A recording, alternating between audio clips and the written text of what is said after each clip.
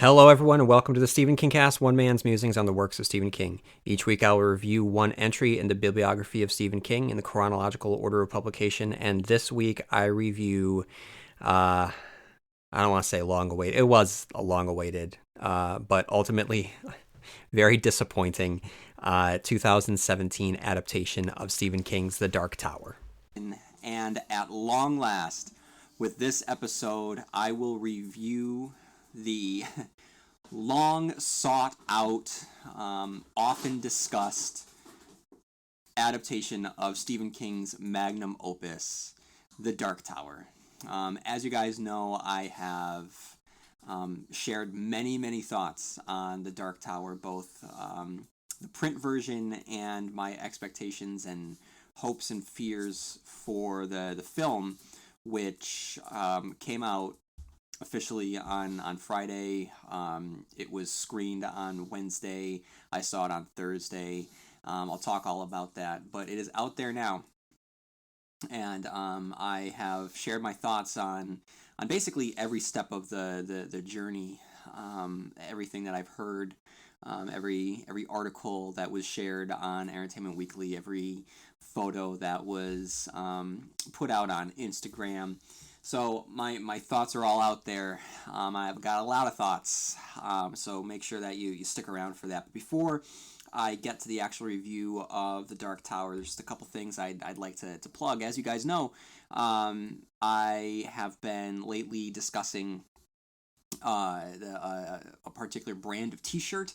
I am currently actually wearing an awesome Calvin Tower Records T-shirt that has the Dark Tower, and it has like kind of like electric waves coming out of the top, and has like some storm cloud thunderclap pictures in there.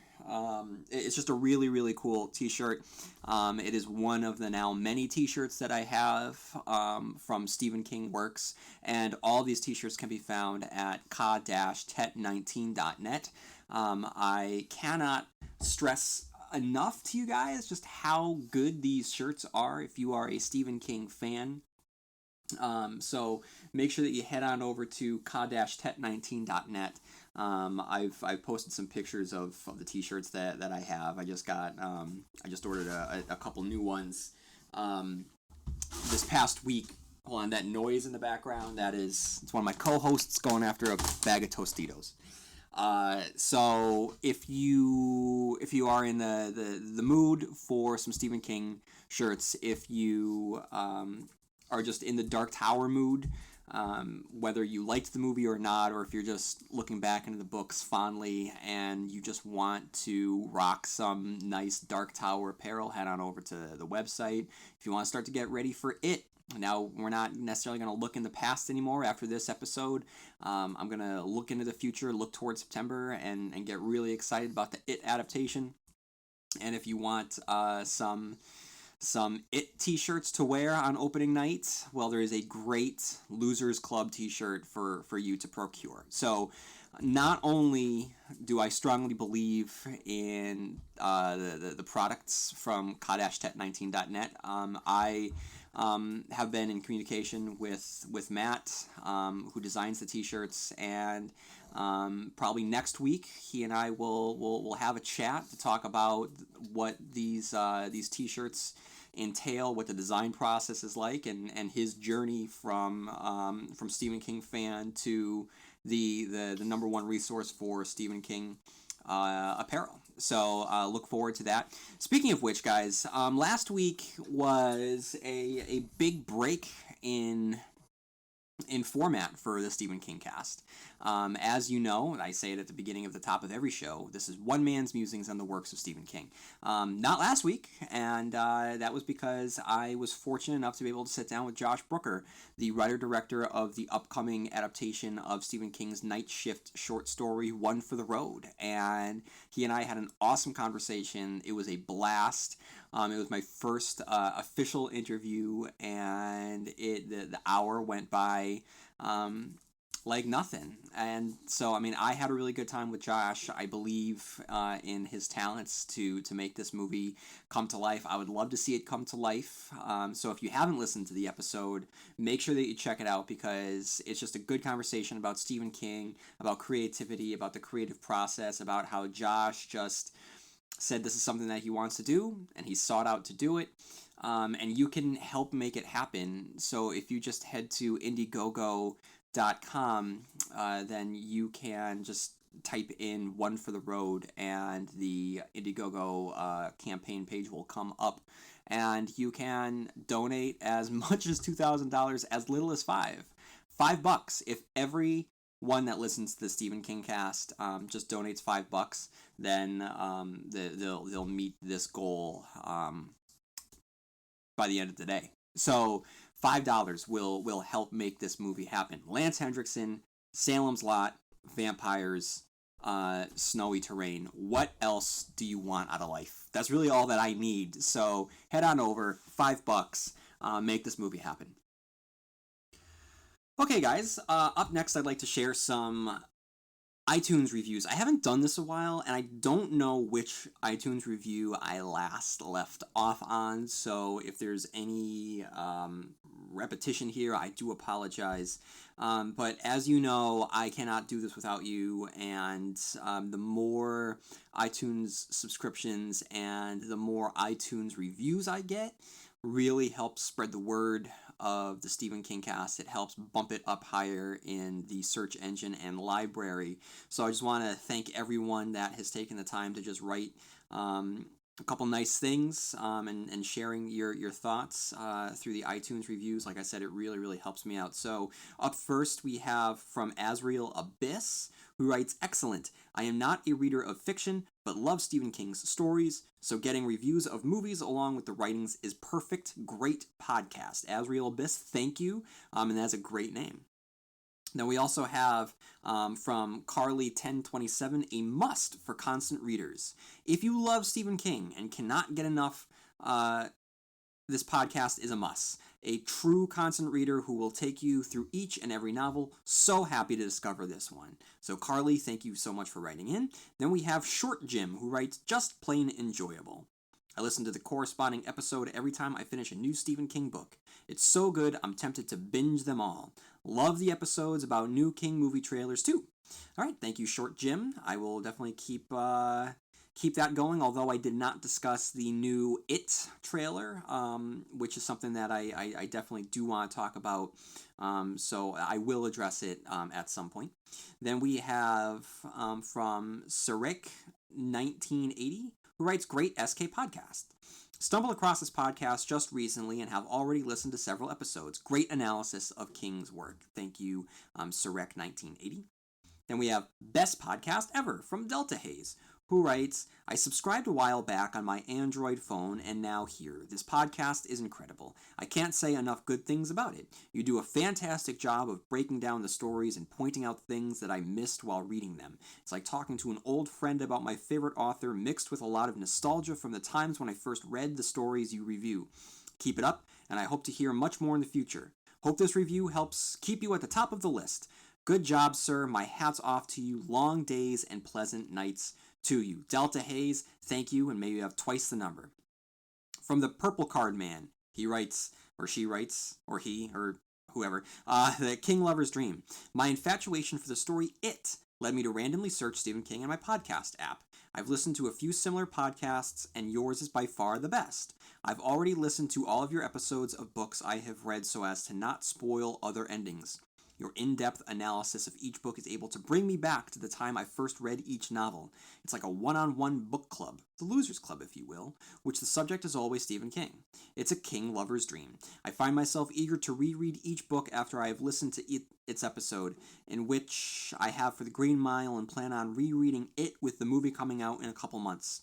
I've listened to your 3 reviews of It multiple times, as well as your It trailer episode. Like you and so many other King readers, It was the one that hooked me at such a young age. The only 2 gripes I have with the podcast is 1, you don't give spoiler warnings. I avoid episodes that I haven't read, but Even in other episodes, you sometimes give away endings to other books. I find myself skipping ahead too often, so I'm not robbed of good story later.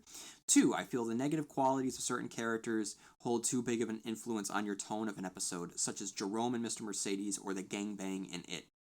Those are the only negative things I can think of. Your calming voice and love for Stephen King make for a wonderful way to get through my workday. I hope you choose to start other podcasts, as I, along with many other King fans, will miss your antics. It's like we're one big family under the dome, one we'll never see but are familiar with, all because of Stephen King and yourself. Thanks for countless hours of therapeutic entertainment. Purple Card Man. Purple Card Man, I feel, and this is what I'm talking about, like why I do apologize for any repetition. I feel like I did read this one on the air. But you're right about Jerome, and I'm very looking forward to the Mr. Mercedes adaptation. I'm on record saying I don't like Mr. Mercedes the book. I had issues with Jerome. I'm starting to come around on that because it's definitely King is making a commentary on how Jerome acts in the book. So I'm very interested to see how all this plays out in the movies or in the TV show. So I don't know. I don't know if I'll review it or not, but if I do, you can definitely check it out here at the Stephen King Cast.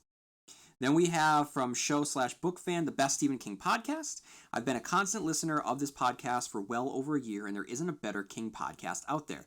I even went back and read a couple of King's books just so I could listen to your podcast review. The reviews are very thorough. Until yesterday, I had not even heard of Gwendy's Button Box. I hope I got that title right. But since the Stephen King Cast posted the latest review, I had to order the novella on Amazon. Like the podcaster with no name, I am also a huge Dark Tower junkie, and I have loved all of the Dark Tower bonus episodes discussing connections between the works. Even though he never gives his name, you feel like you're talking to an old buddy when you listen to this show. If you're a King fan, you must listen to this podcast. Don't stop with just the novel reviews. The movies and television episodes are also a lot of fun. I nearly choked on my Pepsi when I listened to the episode of the Langoliers miniseries. Also, check out the episode about SK tours in Bangor. I took the tour myself, and it's awesome. This is easily a 5-star podcast. So, show book fan, thank you so much. Then we have from Jugglin' Josh, listening in China. Love the podcast. Can you review Rose Red? Thanks for all your hard work. Rose Red, I don't have any plans for right now, which isn't to say that I won't have plans in the future. I mean, chances are if I decide to keep the podcast going for as long as it possibly can, that will mean that I will have to get to Rose Red at some point, along with other adaptations that I never thought of reviewing the first time around. So I can't say never, but in the near foreseeable future, not yet anyway. And then we have Cookie Burrito, who writes, helps me see the books in new ways. Discovered this podcast last week, and I'm blasting through it listening to the host break down all of my favorite King novels. His analysis is giving the books even greater meaning, drawing out themes and ideas I hadn't considered, and allowing me to extend my experience of some of my favorite stories. Thank you.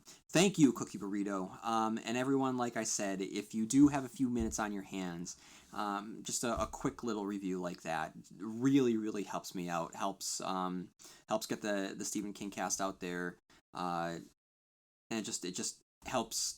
If you type in Stephen King into the search menu, it just makes it available that much greater. So if you, like I said, I know that we're all busy, strapped for time, but if you do have a couple minutes, do me a solid, write a review. It would be great. Thanks, guys. Okay, I have discussed ka-tet19.net. I've discussed One for the Road. I have read the iTunes reviews. The title of this episode is the Dark Tower movie review. So here we are, at long last. I am not going to read emails the way that I typically do before the review of the bulk of the episode. I'm actually going to read the reviews later in the episode after I am done giving my thoughts on the Dark Tower movie, because I want to conclude the episode with you sharing your thoughts. So I got a handful of people, a handful of emails in which people expressed their thoughts on the Dark Tower movie, and that's how today's episode will conclude. So here we go.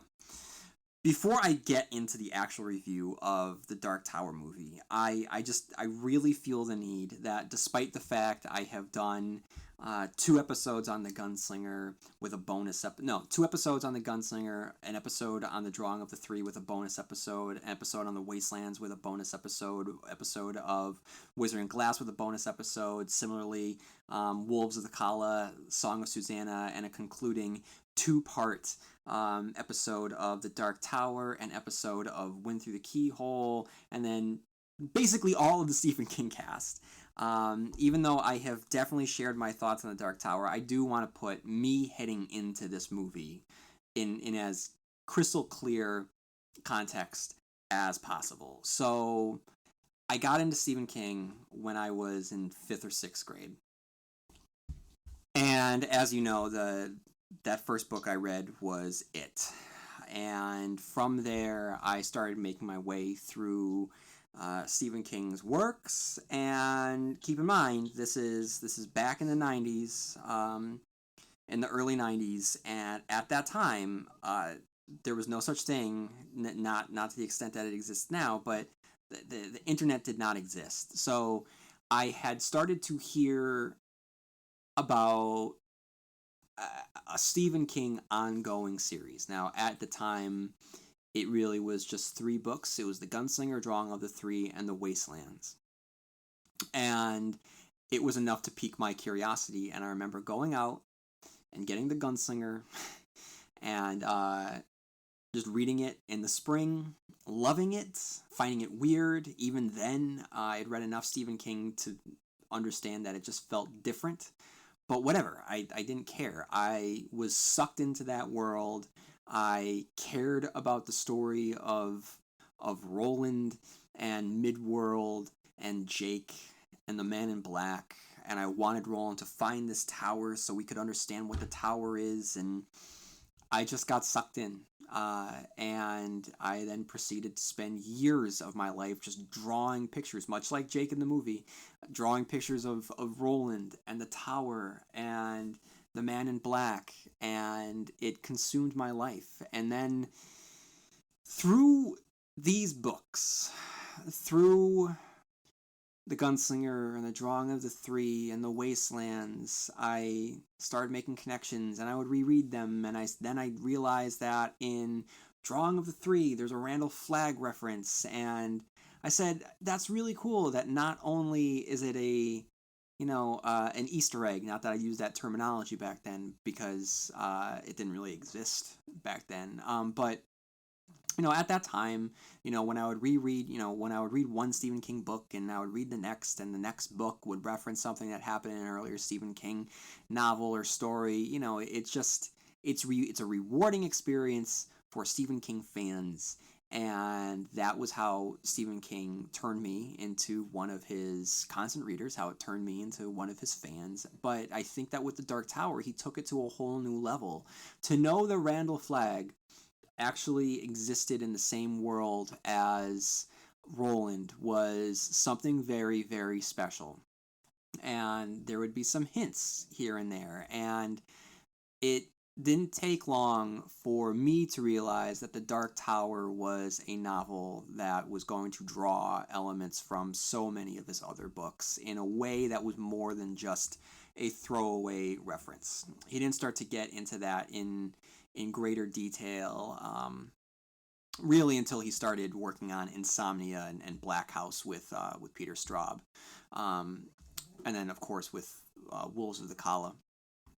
But at the time, basically what I'm trying to say is, at the time, it really helped shape my critical thinking, and it helped me become a super fan, and it really forced me to think about connections and read with purpose, and a lot of the aspects to reading and storytelling and analysis that ultimately led me to pursuit of blah blah blah, being an English major, blah blah blah. So all of that is wrapped up with The Dark Tower. And with that came an enjoyment of analysis. Some people, analysis is not for everyone.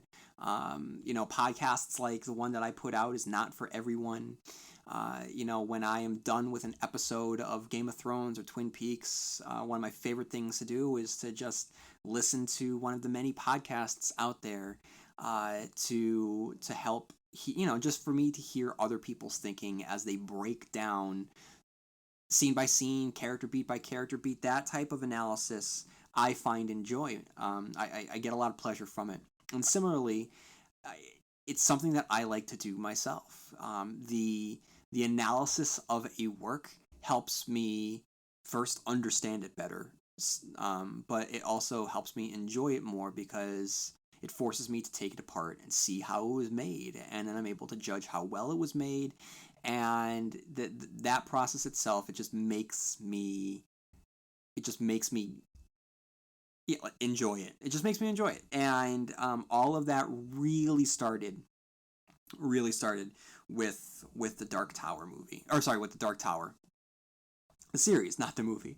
Um, so, of course, I I always envisioned a Dark Tower movie and what that would look like, a series of Dark Tower movies. I think that for a lot of us uh, in the early 2000s, when Peter Jackson's Lord of the Rings movies were coming out, I think that a lot of us that were fans of Stephen King and the Dark Tower started thinking about what that could look like. And I know that at that point, because Vigo was playing Aragorn at the time, I know a lot of us envisioned Vigo Mortensen in the role of Roland, and I still think that he would be great. Um, but I mean, I remember rereading the books at the time of the Lord of the Rings, and just imagining all of those scenes playing out on the big screen with a big budget and what that would look like. And then upon the conclusion of the Dark Tower books, I knew that J.J. Abrams had approached Stephen King with Carlton Cuse and Damon Lindelof, and they were gonna do it, and that fell through. And then Ron Howard had a very, very ambitious plan that was really ahead of its time, which makes more sense nowadays with franchising and multimedia platforms. But at the time, it was almost unheard of to do alternating movies and television shows to flesh out this story. And that almost got close. We had Javier Bardem, who was going to play Roland, but that fell through. And then it looked like it was never going to happen until like last year. Not only did the announcement come about that there was going to be a movie, the announcement came, the casting happened, the movie was made, and then boom, here we are now. So it happened really, really quickly, much like the movie itself. It happened very fast. Um, and then here we are. Here we are today. After all these years, after all of these centuries, the Dark Tower movie has been released for everyone to make up their own mind about it. Now, as word was coming out about this movie and what this movie was going to entail, and the fact that the movie was going to be called The Dark Tower and it wasn't going to be called The Gunslinger, and um, the the word hit that it was not so much a direct adaptation, but it was more of a reimagining of the story, incorporating elements that occurred later on in the series.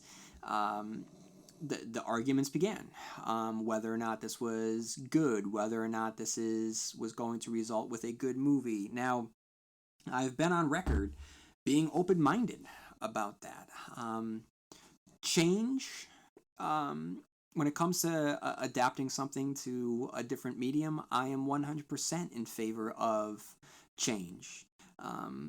Controversially, I know that this is a huge bone of contention for a lot of Stephen King fans out there, but I am a massive fan of Stanley Kubrick's The Shining. I think it is a fantastic film, and I understand the choices that Stanley Kubrick made. It is not a good Stephen King adaptation, it's a perfect film. Similarly, Jaws. Jaws is not a great book, and Jaws the movie definitely retools aspects of that book, but in favor of the experience that watching it as a movie gives you. Steven Spielberg also made a lot of changes to Jurassic Park, which I think work in favor of the movie Jurassic Park. I still love the book, don't get me wrong, but I also enjoy the movie, especially because of the changes that were made. Tim Burton's Batman in 1989. It's not a good Batman film. He's almost unrecognizably Batman with the amount of people that he murders. However, it's a fantastic Tim Burton movie, so I am fine with changes as long as it makes for a good movie. So I went into this being very, very open minded, and I felt that the core of everything that I was hearing and everything that I was reading, the fact that it still focused on three characters: the gunslinger, the man in black, and Jake the boy. Because it's still focused on them, I had less issues with the fact that they were going to take elements from other aspects of the series and put them into this movie because for a couple of reasons. One, it seemed as though the core still remained true to the gunslinger. But also because, as I stated before, the gunslinger itself is a strange entry in the Dark Tower series because it was written by a much younger Stephen King, because it is very literary and flowery with a lot of symbolism and theme. And if you were to adapt that directly and faithfully, it wouldn't make for the best movie, and it certainly wouldn't make for a movie that would launch a franchise. So I was totally fine with them making some stylistic choices here to launch a franchise and to incorporate elements that came further on in the series. Because, I mean, when Stephen King first sat down to write The Gunslinger, he wasn't aware of what he was going to do with the Walter O'Dim, Martin Broadcloak, Randall Flagg character. He hadn't yet created the Crimson King. He hadn't even created the Beams yet. He hadn't thought about Ka-Tets, or the true concept of Ka, the Guardians, really getting into Midworld. So there's a lot of elements that make the Dark Tower series what it is that come later on in the stories. So for the filmmakers to take some of those elements and put them in the first movie, that made sense to me. That would be like in Lord of the Rings if Sauron is never mentioned in the first movie. If J.R.R. Tolkien didn't figure out that the bad guy was this monster named Sauron that lived in Mount Doom, if he didn't figure that out until like the last book. So if that's how Lord of the Rings had worked, and Peter Jackson wanted to change some things and say, no, I'm going to establish that Sauron is the bad guy right away. That way, that gives a very clear understanding of where characters need to go. I would be fine with that kind of choice. So the fact that we were getting Crimson King references, the fact that it took the understanding of who audiences, who a lot of book readers wanted Walter to be, and sort of we're going to turn him into that. It retweaks what happened to Gilead, and the concept of the world moving on. There were some choices here that I was going to be fine with. It takes the concept of the breakers and it moves them earlier on, which I believe gives Jake some agency here. So there were some choices that they were making that I wasn't opposed to. I was going into this very open-minded because I wanted to believe that the people that were making it, the people that were making decisions like that, to incorporate the Horn of Eld, that they were making decisions how to change this story to make it look like the rest of the story.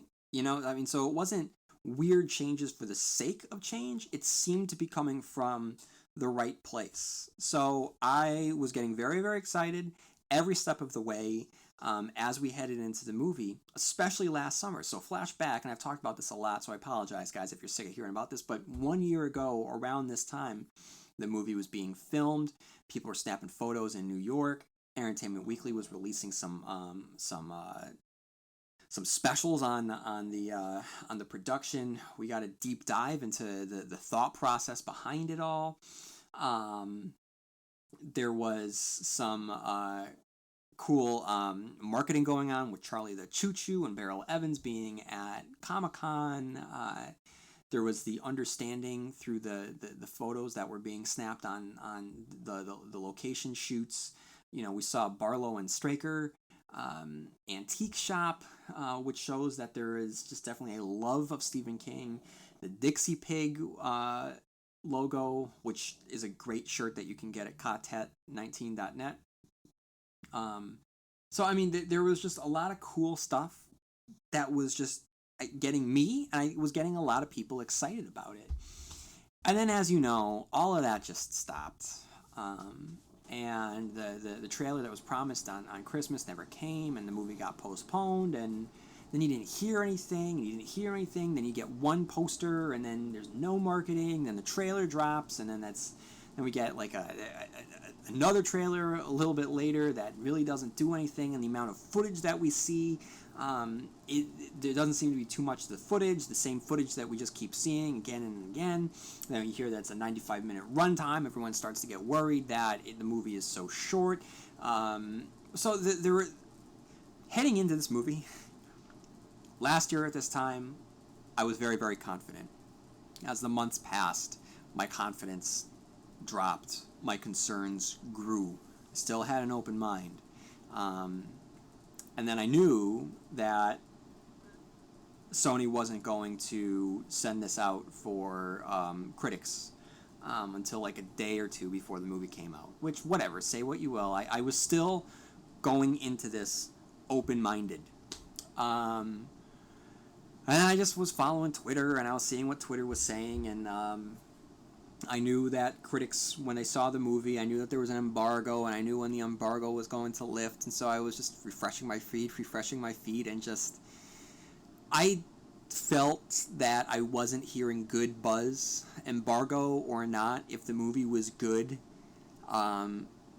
people would say it was good. You would get the Twitter response saying, I can't talk about it, but I can't wait to talk about it. Like, you would hear people saying that, but no one was saying that.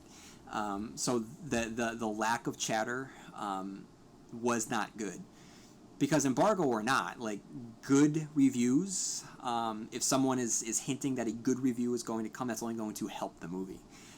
So no, when I wasn't hearing anything positive and everything was just neutral, I knew that was a bad sign. And then 11 o'clock Eastern Standard Time hit, and the embargo lifted, and the reviews started pouring in, and it was sad. I mean, I wasn't surprised.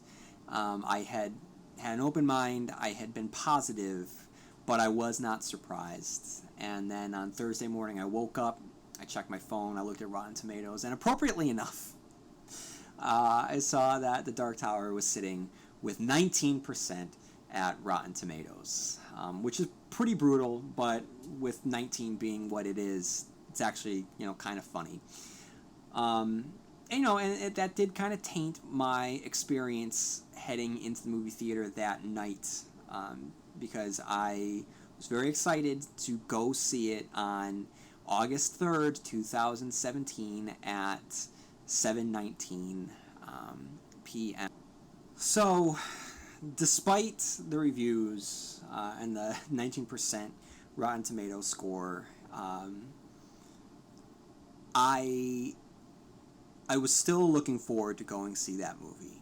And despite the fact that it was getting pretty ravaged by the critics, some of which were fans, some of whom were not fans of the book. So it seems to be, across the board, a movie that was not responding well at all.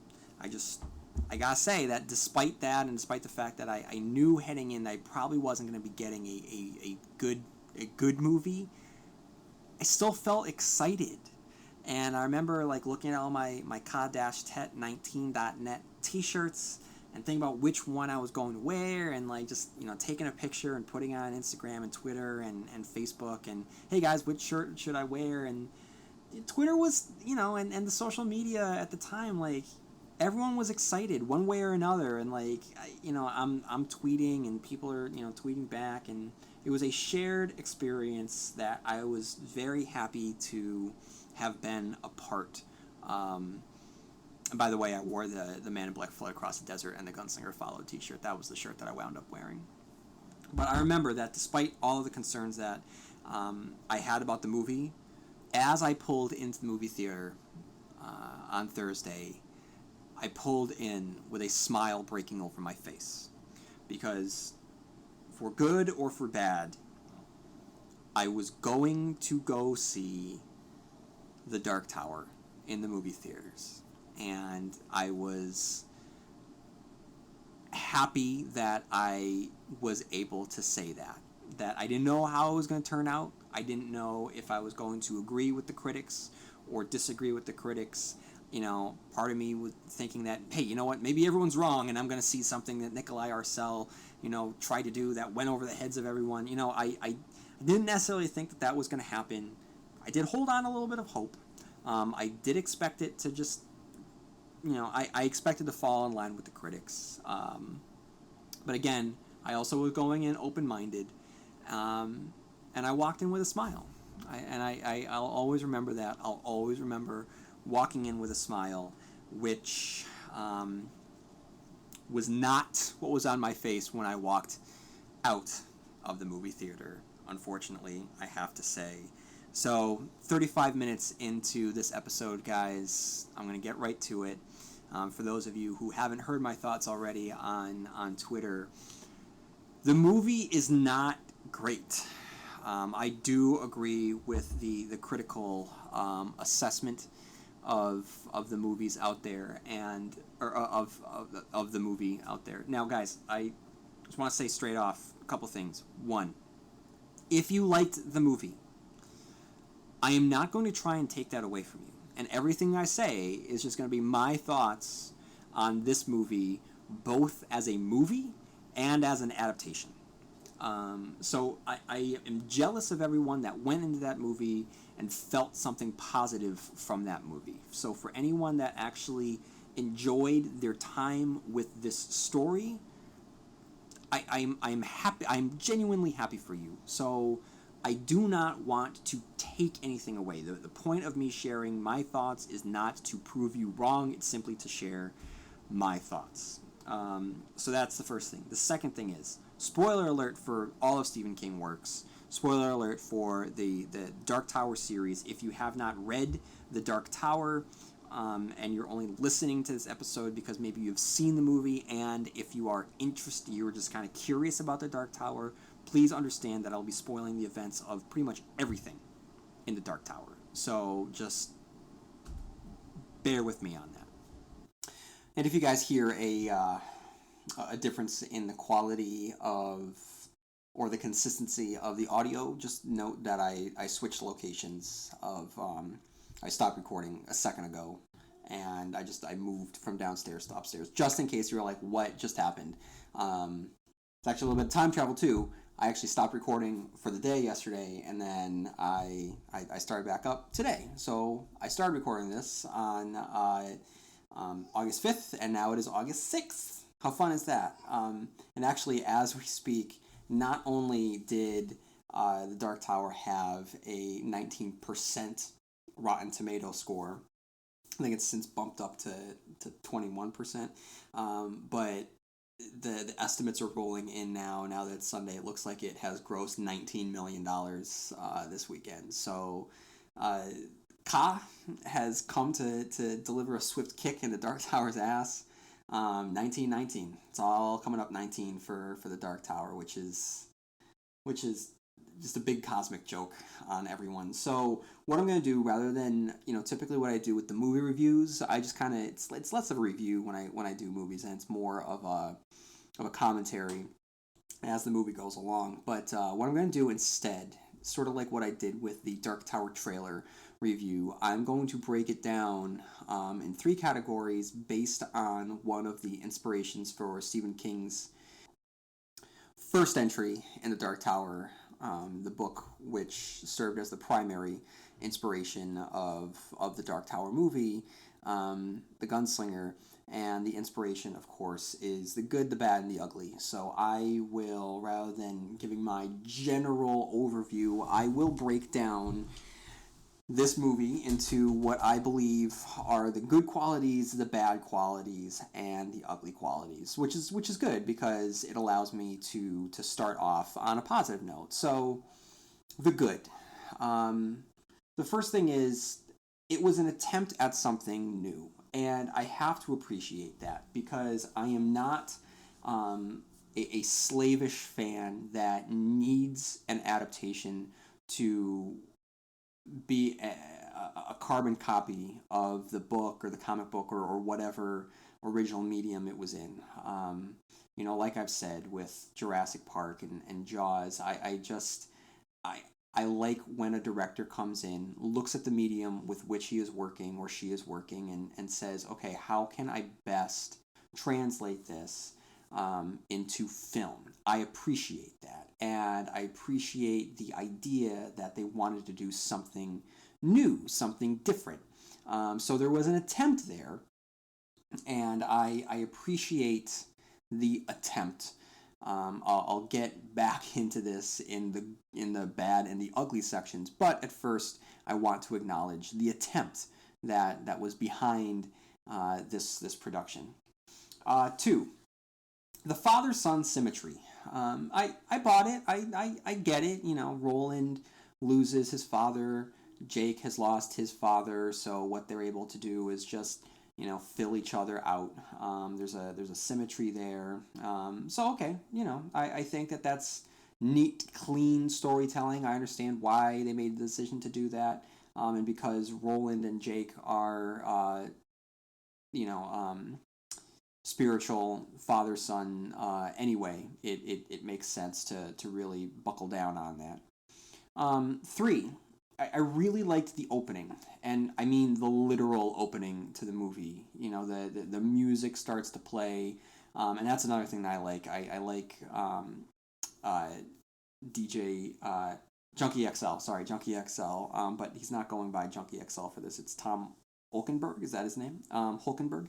I like the music, and I like the music as it began to play. In the beginning, you see the Sony Pictures and MRC Studios or production, and then you see the Tet Corporation logo with the turtle and the rose. Now, I just got goosebumps thinking about it, and with the combination between knowing that I'm about to sit down and watch the Dark Tower unfold on screen, and I'm going to see these characters that I've cared about for decades about to come alive on screen. And the music was, I think, exactly what it needed to be. It was ominous. It sounded big.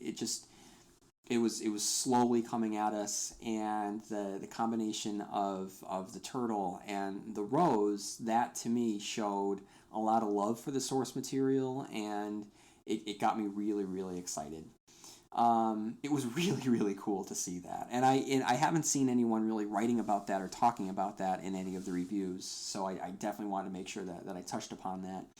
And then going into this movie, knowing that it had gotten bad reviews, it didn't deter me from being excited as I sat down and watched it. And I said to myself, at the very least, I'm going to keep my eye open for all of the Stephen King Easter eggs out there because that will be something that I know that I'll be able to enjoy. So you see Cujo, you see Christine at one point. Jake's friend is playing with Christine in the car. The number 19 is everywhere. At one point during one of the portals, above the portals, you see the numbers 1408.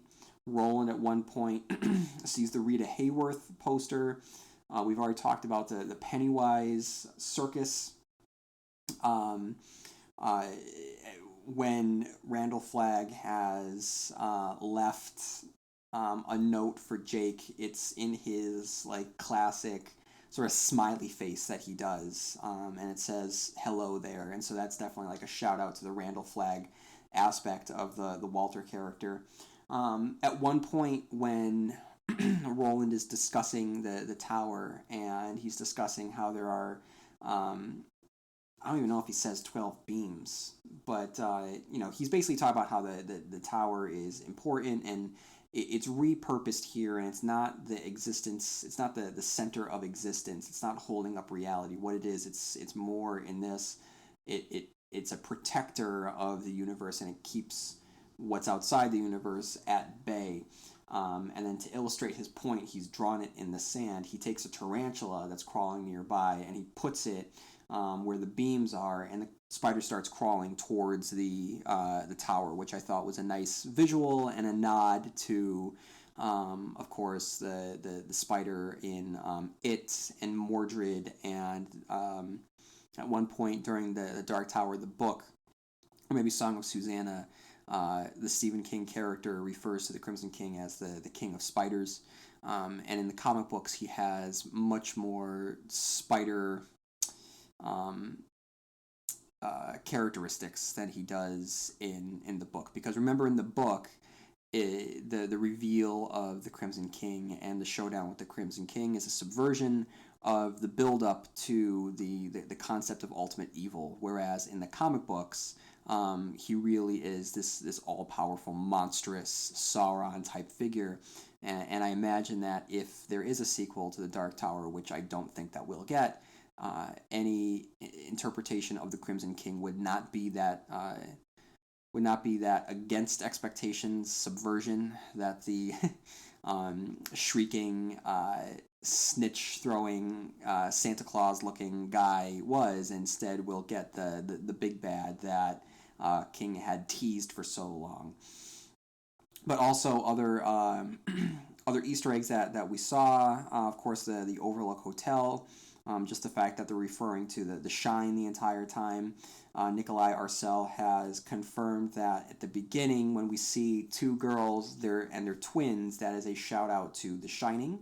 At one point, the Man in Black has a copy of Misery's Child, which I thought was a really fun Easter egg. So yeah, I mean, the Easter eggs are definitely there. I thought there was actually going to be more, but I was definitely happy with what I saw. Number 5. Billy Bumbler's shout out, and this one I thought was really well done in a sequence that I thought was probably the highlight of the movie. It was the one that felt the most organically rich and just worked. It didn't feel as forced as other elements, and that was the fish out of water when Roland was in New York and he was in the hospital. You could really tell how his ways of speech and thought processes, how they really just clashed with our modern world. And at one point, there's a commercial on the television, and Roland's looking at it, and in the commercial, some raccoons are talking to each other, and he says to Jake, do your animals still speak here? And Jake pauses, and he says, wait, what do you mean still speak? And it's just a nice shout out to Billy Bumblers, because you know that was just a complete reference to Billy Bumblers there. And at one point, which brings us to number 6, at one point when Roland and Walter are facing off, Walter is projecting himself. He's not really there, but he's taunting Roland. And that's when he says the line about how everyone you walk with dies by my hands. He explicitly mentions Roland's father, but he also mentions something about your crew and your weak mother, something like that. Which to me, that made it. Like, that was the only time in the story did I actually feel as though there was a history with these two.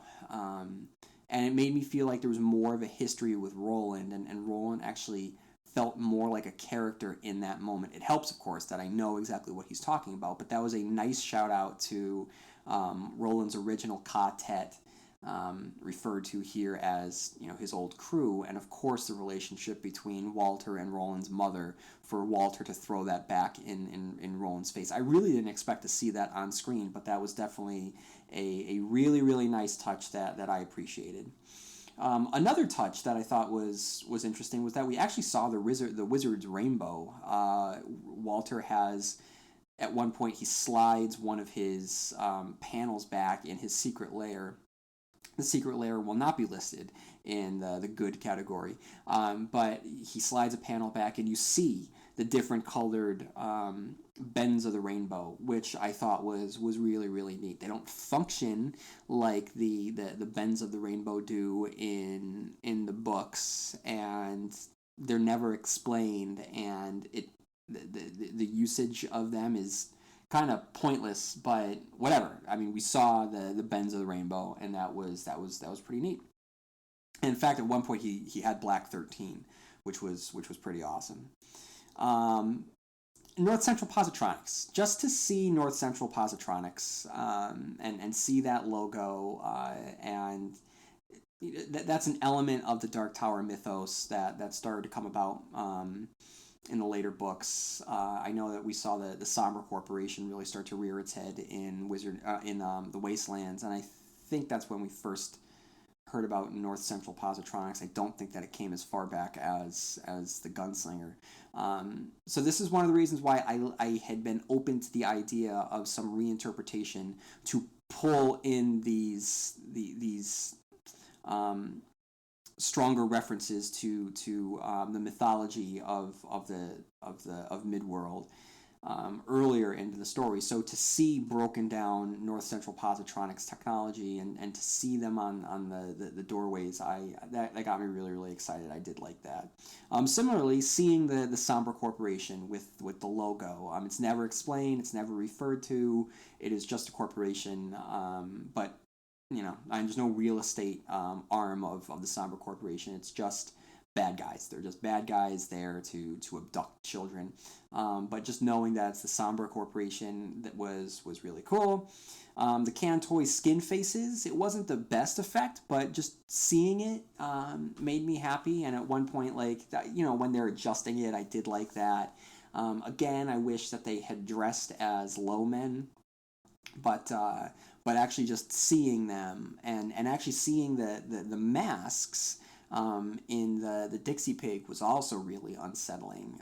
So that was neat. I'm glad that they kept that, and rather than just having them be like faceless monsters or just generic looking monsters, the movie did have that as well. But I like the attempt at having them walk around disguised as humans.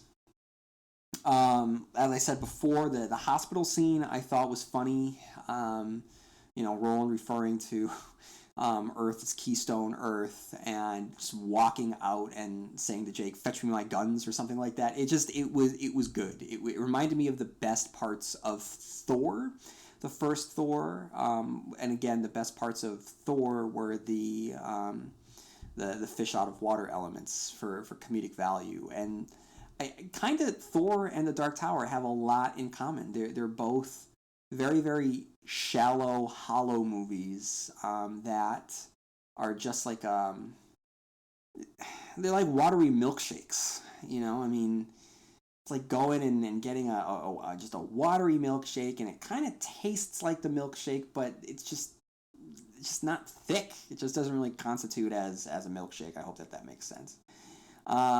Seeing the tower on screen, how we see the tower and the lack of importance around the tower and the fact that it is just shown to us, those are knocks against it. But guys, at the end of the day, we saw a really cool realized version of the tower, and I was really, really into how it looked. So seeing the tower was definitely something.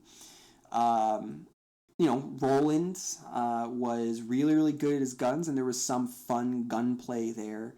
And I think that they've turned him into a superhero, which loses the importance of the fact that he just murders people.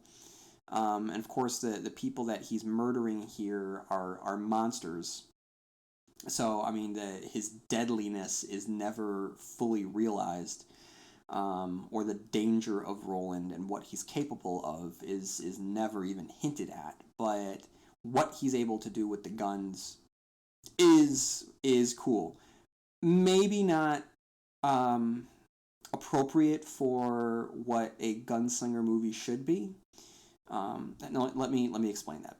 But what I mean is thinking about what the gunslinger and what the Dark Tower, what the gunslinger, the character is within the world of the Dark Tower, and as I mentioned, the deadliness and how when he pulls out his guns, sure it's cool, but it's also bad news. And here it really is just cool, cool, cool. And don't get me wrong, in the trailers and analysis of the trailers, I lauded it.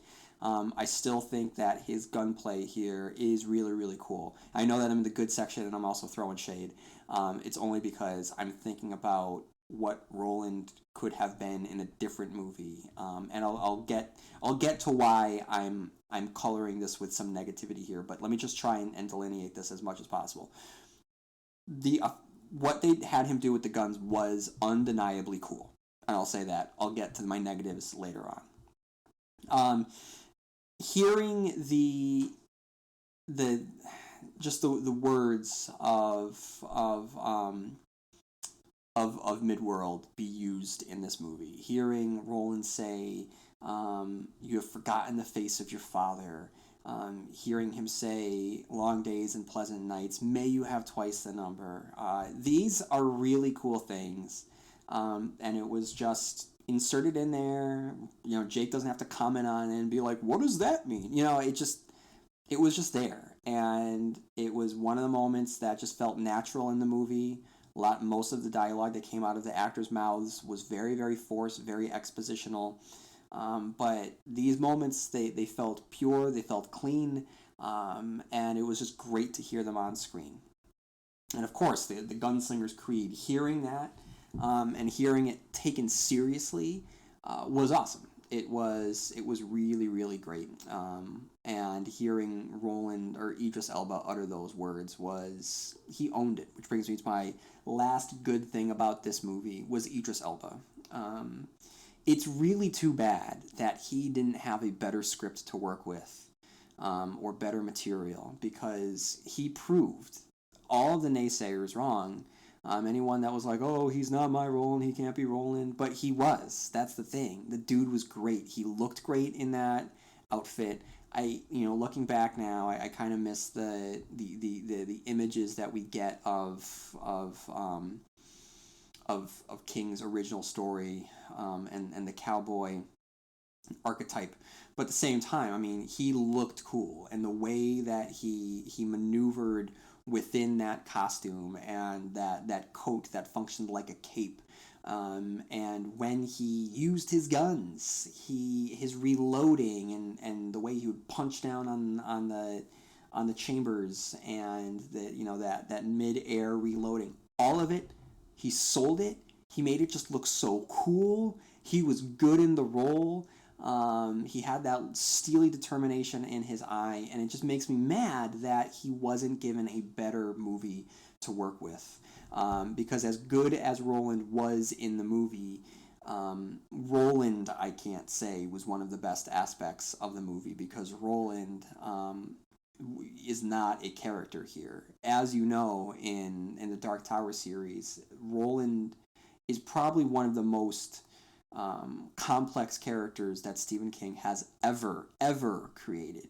He is obsessive. He is dangerous. He is selfish. He is haunted. He is a loner. He is kingly, and yet he is lonely. And even though he is so hardened, he is so hardened because he loves so much. And even though he is haunted by the guilt of being responsible in different stages of the deaths of everyone he has ever cared about, he still makes the same mistakes again. And his characterization is the best metaphor that Stephen King has ever created for addiction, and not being able to walk away from addiction. And Roland is just is the ultimate junkie who sacrifices everything in his life to obtain his goal. And of course, there's consequences for that. And we don't see any of that. Roland does not go on an arc at all. We don't see any complexity to this character. He is just he's cool, he's badass, and that's really it. Which brings us to the bad. So starting off with the bad elements of the movie, I would have to say the pacing.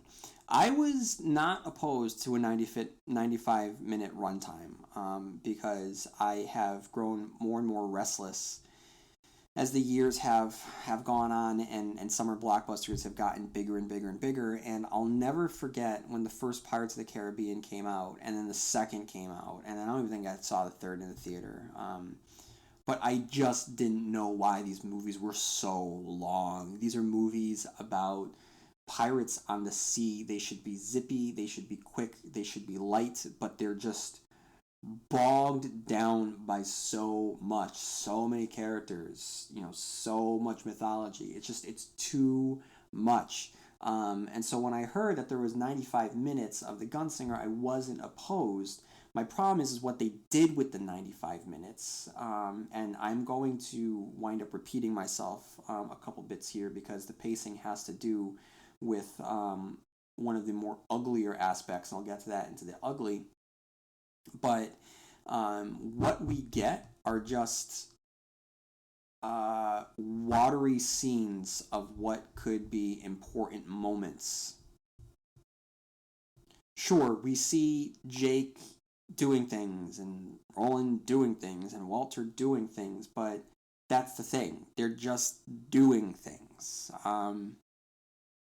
No time is spent actually letting any scene, conversation, or interaction ever breathe. What we get are just things happening at a very, very quick pace, to the point where when the end comes, it felt it was so quick without time to explore the effects of the ending.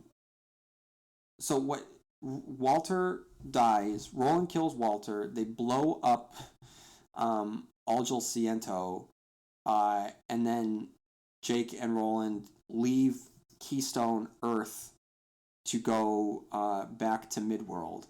And it all happens so quickly, and it happens so matter of fact that it really felt like a previously on The Dark Tower. And it shows us like 3 little clips before catching us up to speed. And the more I thought about it, that previously on The Dark Tower, like it felt like everything that I watched was a previously on for like the sequel. That this was like a primer for the next season of The Dark Tower. It was unbelievable how quickly and how thinly this movie was put together. The second bad aspect in the bad category is the dialogue.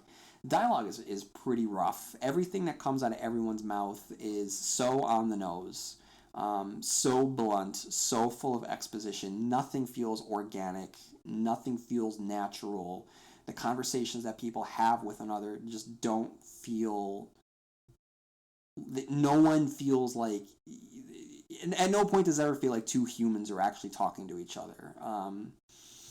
So because the dialogue was so wooden, I don't think that it helped the actors really get into the role of the characters, and I think that that also hurt the performances in the movie as well. And that goes along with the lack of characterization. These are all one-note characters, all of them. Idris Elba does a great job at Roland, but that's what Idris Elba is able to do with what he was given. Tyler Tremblay, he's not. I mean, this isn't. I mean, let's just be honest. I mean, this isn't Jake. I mean, this is not Jake Chambers. This is just. It's a boy with in the same relationship that Jake Chambers has with Roland. I don't mean that he's different because he has the shine and that's not what I mean. Because even in the last book or so of the Dark Tower, it was implied that he had the touch. So he has the shine. That's fine. That's in character. And even if it wasn't in character, I'm not opposed to the concept of him having this ability, because then it allows him to make choices and be able to impact the plot in a way that his literary counterpart was not able to do in the original Gunslinger. What I mean is that he is just a very generic written kid. I mean, the Jake Chambers that I knew from the books was a wealthy child with two parents that one the father was a Trumpian businessman who just snorted cocaine all day, right? And I believe mom was an alcoholic, and he was pretty much raised by his housekeeper.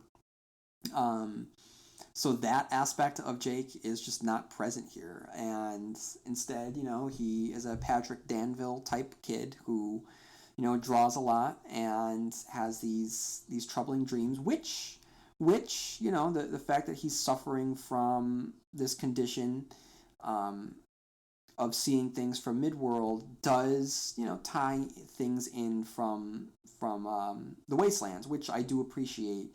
I just feel though that what we get of this character, just it was too generic, and Walter, in descriptions of the movie and interviews that Matthew McConaughey has given, he has expressed that Walter is just evil and he's just bad and there's no other characterization to him and he's just the devil. And certainly Matthew McConaughey plays him like that. He plays him like a supervillain, in a bad early 90s comic book movie.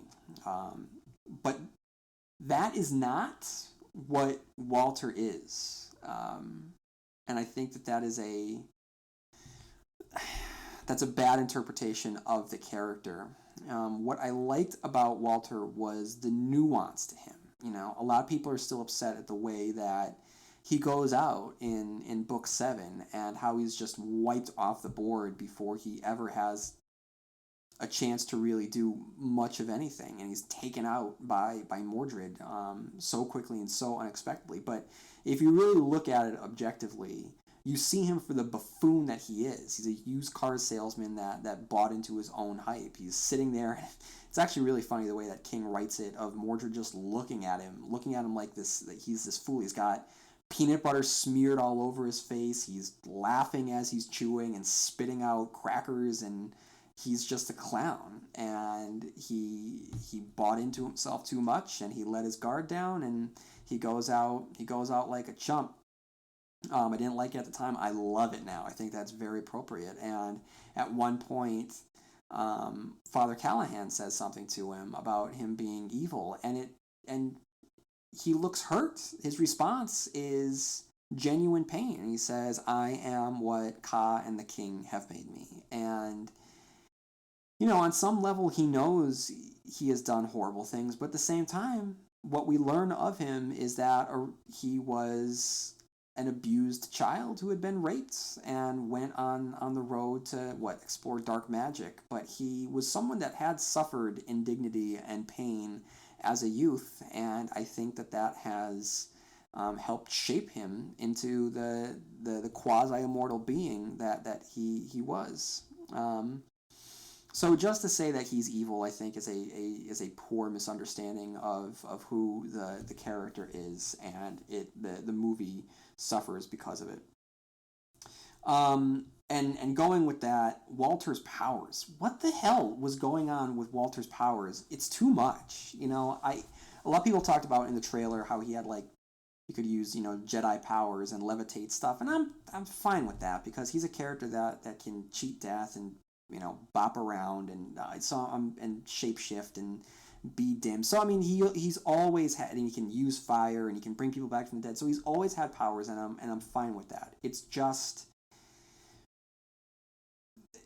I also got a sense from the book interpretations of Walter, Man in Black, Randall Flagg, was that there was a charlatan quality to him, that what we were seeing, he was definitely playing himself up, and trying to seem more powerful than he actually was. Not to say that he wasn't dangerous, not to say that he wasn't bad news, because he certainly was.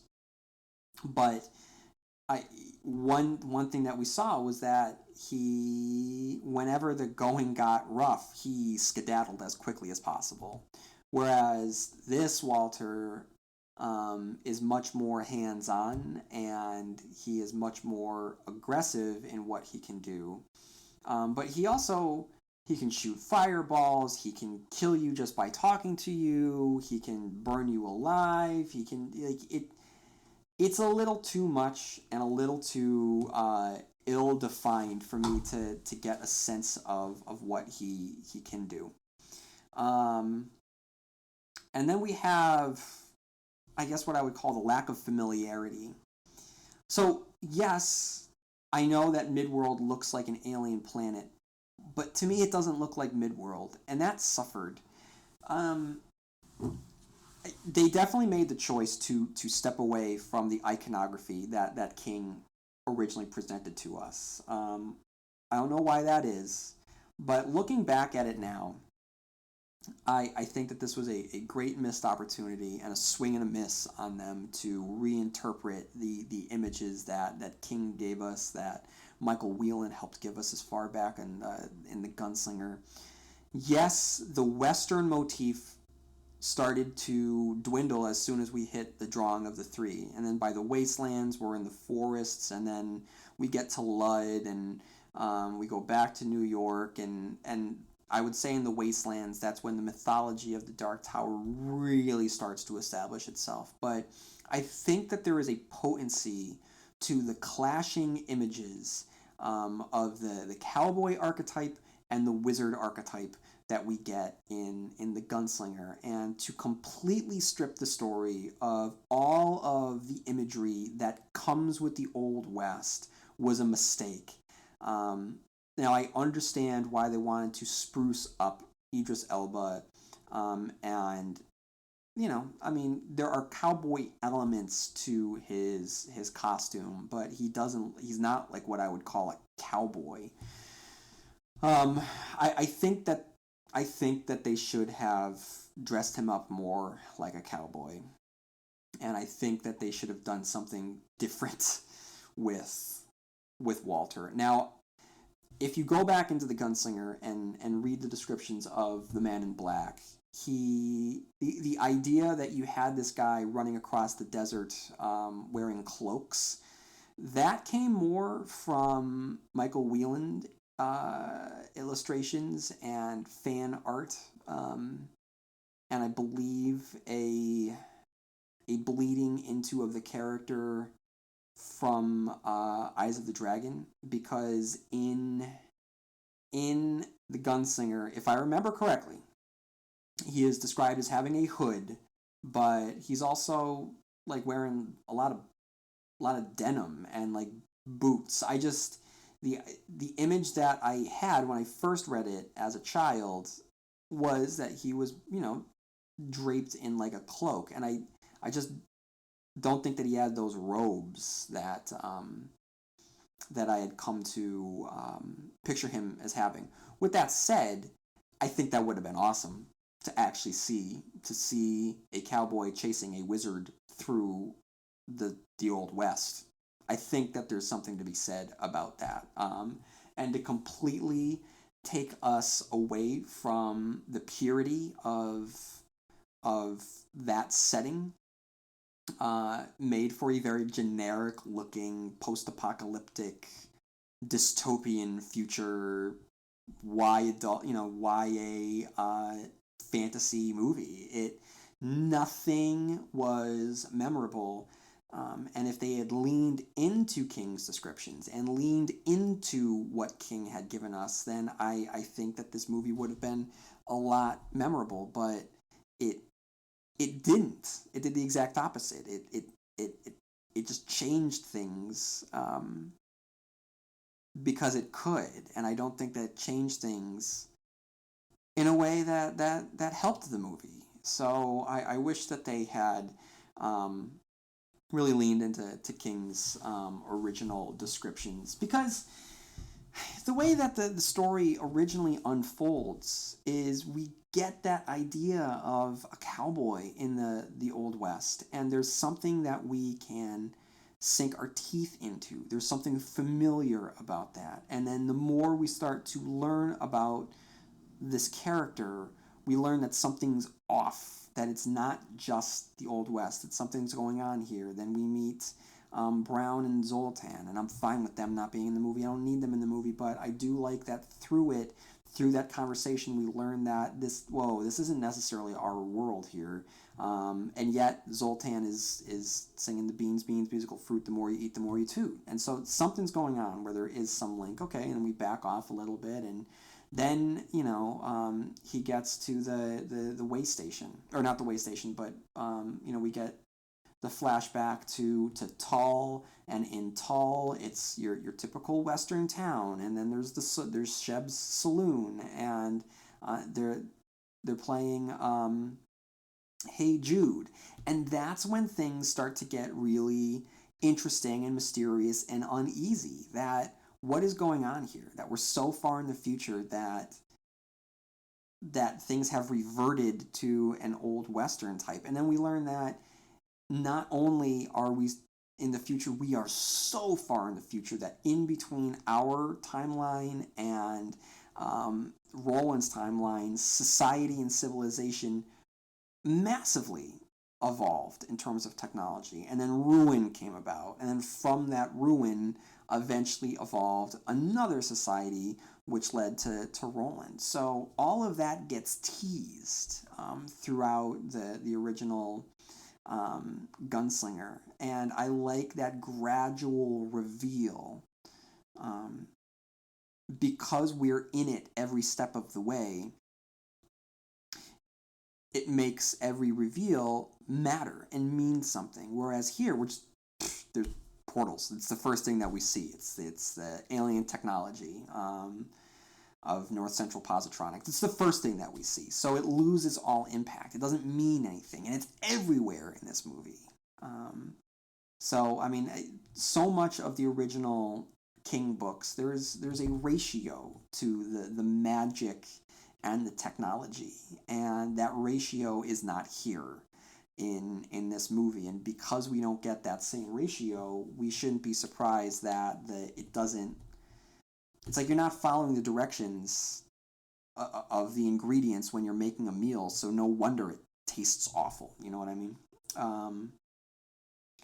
So then we have plot holes and inconsistencies. So not only is this movie just kind of doing its own thing, and I should say this, if I haven't already, and I apologize if I'm really repeating myself here. I understand, and I was one of the people that was on the front lines touting this and celebrating this concept that this is another go around on the wheel of Ka, so things don't necessarily have to be the same. I understand that. I get it. I just don't think that what they did with that was well done. I think that it resulted with a poor movie, and I don't think that even as a sequel, they leaned into it too much. It gave them the excuse. What it was just a backdoor excuse. It wasn't part of the plot. It was a way that they could explain the changes, and the changes weren't organic to the story of Jake and Roland. So I get it. I get that he has the Horn of Eld. It's not the same time. I totally get it. I totally get it. I just don't think that it was done well, which leads me to the inconsistencies.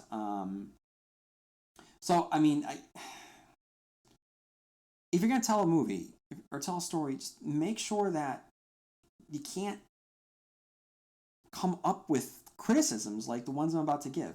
So Roland and Jake, they go to Keystone Earth. They go to Jake's apartment, okay?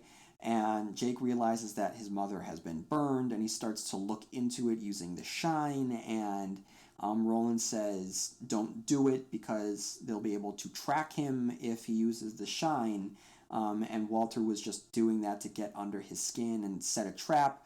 So if Walter left the smoking ruins of Jake's mother behind in his apartment because he knew that that would be emotionally devastating, which would cause Jake to use the shine, which would then, activate the beacon signal, which would then allow Walter and his goons to go get Jake at his mother's house, where Walter had been to murder his mother. Why didn't Walter just stay in Jake's house? Or why didn't he just have his goons watching the house, or have one of the Cantoi just there waiting? That doesn't make sense to me. Just like so they go to this village where they're going to send Roland and Jake to Keystone Earth, using a portal, so then they can go to another portal on Keystone Earth, so they can get to another place in Midworld. Like, come on, that's too much. Like, I understand the books. I get the books. I like the books. For someone that's not walking into it with that love, that is going to look ridiculous. And there's no rules here to the use of technology. There's no consistency. There's no explanation why they have to go to this one to use that one so they can use that one. But it's just do this because the plot is requiring us to do that. I don't get it. So here's another thing. What happens to all of the breakers? The movie is established by having all of these children who are enslaved to Walter, so that they can harness the shine to bring down the tower, right? But at the end of the movie, with one magic bullet, Roland blows up the Algel Ciento. What happens to all of the kids? Are they in their houses, and are they all free to what? Just die in the wastelands of Midworld? Like, what happens to those kids? And that is ridiculous, by the way. That one bullet shot. That is some like Family Guy shit right there. That was bad. Also, why don't Walter's magics work on Roland? That's never explained. So much of Walter's magic is never explained, but why is he able to tell a little girl to hate, tell someone to stop breathing, tell someone to burn, tell two people to fight each other to death? Why is he able to do this? And that's some pretty serious power and ability right there. He's like a supercharged Andy McGee from Firestarter. But why is he able to do all that but not on Roland? That's never explained, and that doesn't really make any sense. And the thing that is bad and probably should be in the ugly category is that Roland is a supporting character in his own movie. I understood going into this why Jake could be the star of this movie. I just didn't realize how poor of a decision that was. Now seeing it, you realize just how much of that potency is lost. Because it's not about the gunslinger. This is not the guns. You see, like, my brain is just frying, trying to rationalize why they did this. You're making a movie based on 7 books. I don't consider Went Through the Keyhole one of the Dark Tower books. I consider it like a 0.5. So 7.5 books with numerous tie-ins that revolve around one character's quest to reach the Dark Tower, and how it ripples, his decisions ripple through the multiverse. And when it comes time to make a movie, you don't make him the main character. That is baffling to me. So much has been written, so much has been said, and there's so much importance to that opening line. The man in black fled across the desert and the gunslinger followed. And I know that Stephen King, in one interview, he had said something along the lines of he had insisted that that's how the movie began. We get that line reading. It happens about 20 or so minutes into the film. It happens by someone speaking off screen. I believe it's the seer from that village. It means nothing. It is simply there as an Easter egg, and that's it. It does not reference anything that's happening in the movie. It certainly doesn't reference the relationship between the gunslinger and the man in black, because the man in black is not fleeing across the desert. His goal is to not escape Roland. Roland is trying to get the man in black. Yep. Roland is in the Mohane. Yep. But he doesn't seem to have a singular pursuit. He does want to kill Walter, but he seems kind of dumb for not understanding that justifying Walter, all you have to do is just look at the giant beam in the sky that you keep seeing every night that is connected to the earthquakes. I mean, he knows that the beams are being affected. At one point, he refers to them as the beamquake. And in this interpretation of the movie, of the story, the gunslingers are not just there to represent order. They really are there to protect the tower. So Roland's quest is not... Because when Roland found proof in the Merlin's grapefruit, in the pink grapefruit in Wizarding Glass of the tower, everyone thought he was crazy, and we're like, nah, dude, the tower is just a myth. And he was like, no, there is a tower, and I have to go find it. So the gunslingers aren't there for the tower. In the movie, they are there for the tower. So Walter killing the gunslingers definitely means that he's trying to take out the tower. So when you see a beam in the sky that is affecting the tower and it's causing beamquakes everywhere, and Roland doesn't seem to know where to find Walter, doesn't make our... I can't even call it a hero because he's not the hero of the movie, but doesn't make this character look all that bright, or his mission to be all that encompassing of every aspect of his nature.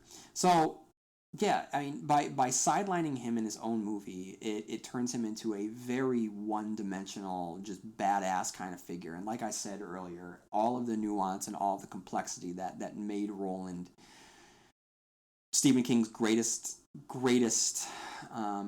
character ever written, all of that is rendered useless and meaningless. And it makes me mad because you see what Idris Elba could have done. I mean, this is a guy. I mean, and in the movie they do reference Arthur and Excalibur, and you could see the kingliness in Idris Elba. You could see him be dangerous. You could see these things. You could see him be able to do it if he had worked with a better script. But unfortunately, this was Jake's story, not Roland's story, and that didn't work. Okay, now we get to the ugly aspects. This is a movie that suffers from a massive identity crisis. First of all, it doesn't seem like a movie. Like I said, it feels like someone read the Wikipedia summary of The Dark Tower and made a movie based on bullet points without a deep understanding, which is astounding to me because everyone that was involved has more than a deep understanding of the Dark Tower mythos and lore. So this, aside from the fact that this is just cobbled together with references to other aspects of the books and other Stephen King books, the movie itself and the personality of the movie, the voice of the movie, the perspective of the movie, the pace of the movie, the decisions made within the movie, the bloodlessness of the movie, the generic quality of this movie, the lack of perspective of this movie, all of this just shows that it doesn't know what it wants to be. Is this a superhero movie? Is this a young adult adaptation? Is it a faithful adaptation where it is continuing the plot threads left over from the last Dark Tower book, in which our main character is able to restart his life on another wheel of Ka? Is it a reimagining? Is it, is it any of these things? Is it all of these things? It is all of these things, but because it's all of these things, it makes for a watered down movie because it's also none of these things. If they had just said, you know what, I'm gonna be completely honest with you guys, I'm gonna make a PG-13 superhero movie, and that's how we're gonna treat it. And then if they did that, I could at least judge it by superhero standards. If it was a YA movie, I could judge it by YA standards. If it was a straight up adaptation of The Gunslinger, I could judge it for what it is. But it was a little bit of all of that, and as a result, it just suffered from identity crisis, and it was just a big pile of nothing. It's like, I was thinking about this. It was like the Dark Tower series was so fucking weird. All aspects of those novels are seriously crazy. The idea that you have this knight who is a super cowboy, who is chasing this wizard in a far-flung post-apocalyptic western landscape where are littered are evidence of an ancient society, and you meet this child who has been plunked down here from 1970s New York because he had been killed in New York. He winds up here, and there are these zombie-like mutants roaming this landscape. And then there's some Stonehenge thrown in there for good measure. And there had been a civil war in the past, and now there are these freestanding doors, and Roland can possess these three people, and he can bring them into our world, and Roland starts fighting the mafia, and he gets his fingers cut off by these talking lobsters, and in the next book he has to go and he has to rescue the child that he murdered in the first book, even though this is and if he doesn't do it, he's going to go insane from this this time sickness that he has, because this was the Man in Black's ultimate plan to drive him insane.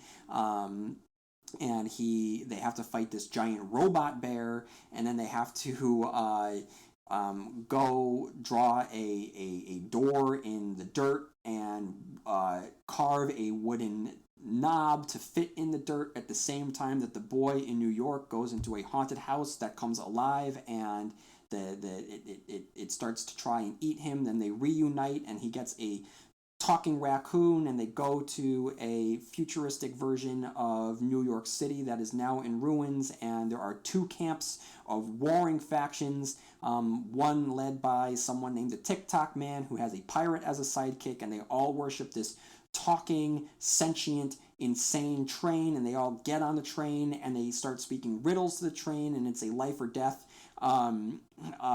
it's a life and death war of riddles to this train, and if they win, then the train will take them to where they need to go, and then they wind up going to an alternative Topeka, Kansas that happens to exist in a world where Captain Trips from the Stand has occurred and everyone's dead, but at the same time there is also the Emerald City from the Wizard of Oz there, whereupon sits Randall Flagg from the Stand, who also happens to be the Man in Black, who also happens to be the guy that was banging Roland's mom, who Roland accidentally killed because in the past he had been kind of possessed by this little crystal ball that looks like grapefruit that the Wicked Witch of the West, for all intents and purposes, had become addicted to, and then Roland's, the love of his life, was burned alive, and then when he got back he was still under the effects of it, and he shot his mother. Now he's killed his mother, and in the present he has a showdown with this guy that was having an affair with his mother, and then they move on. The next book,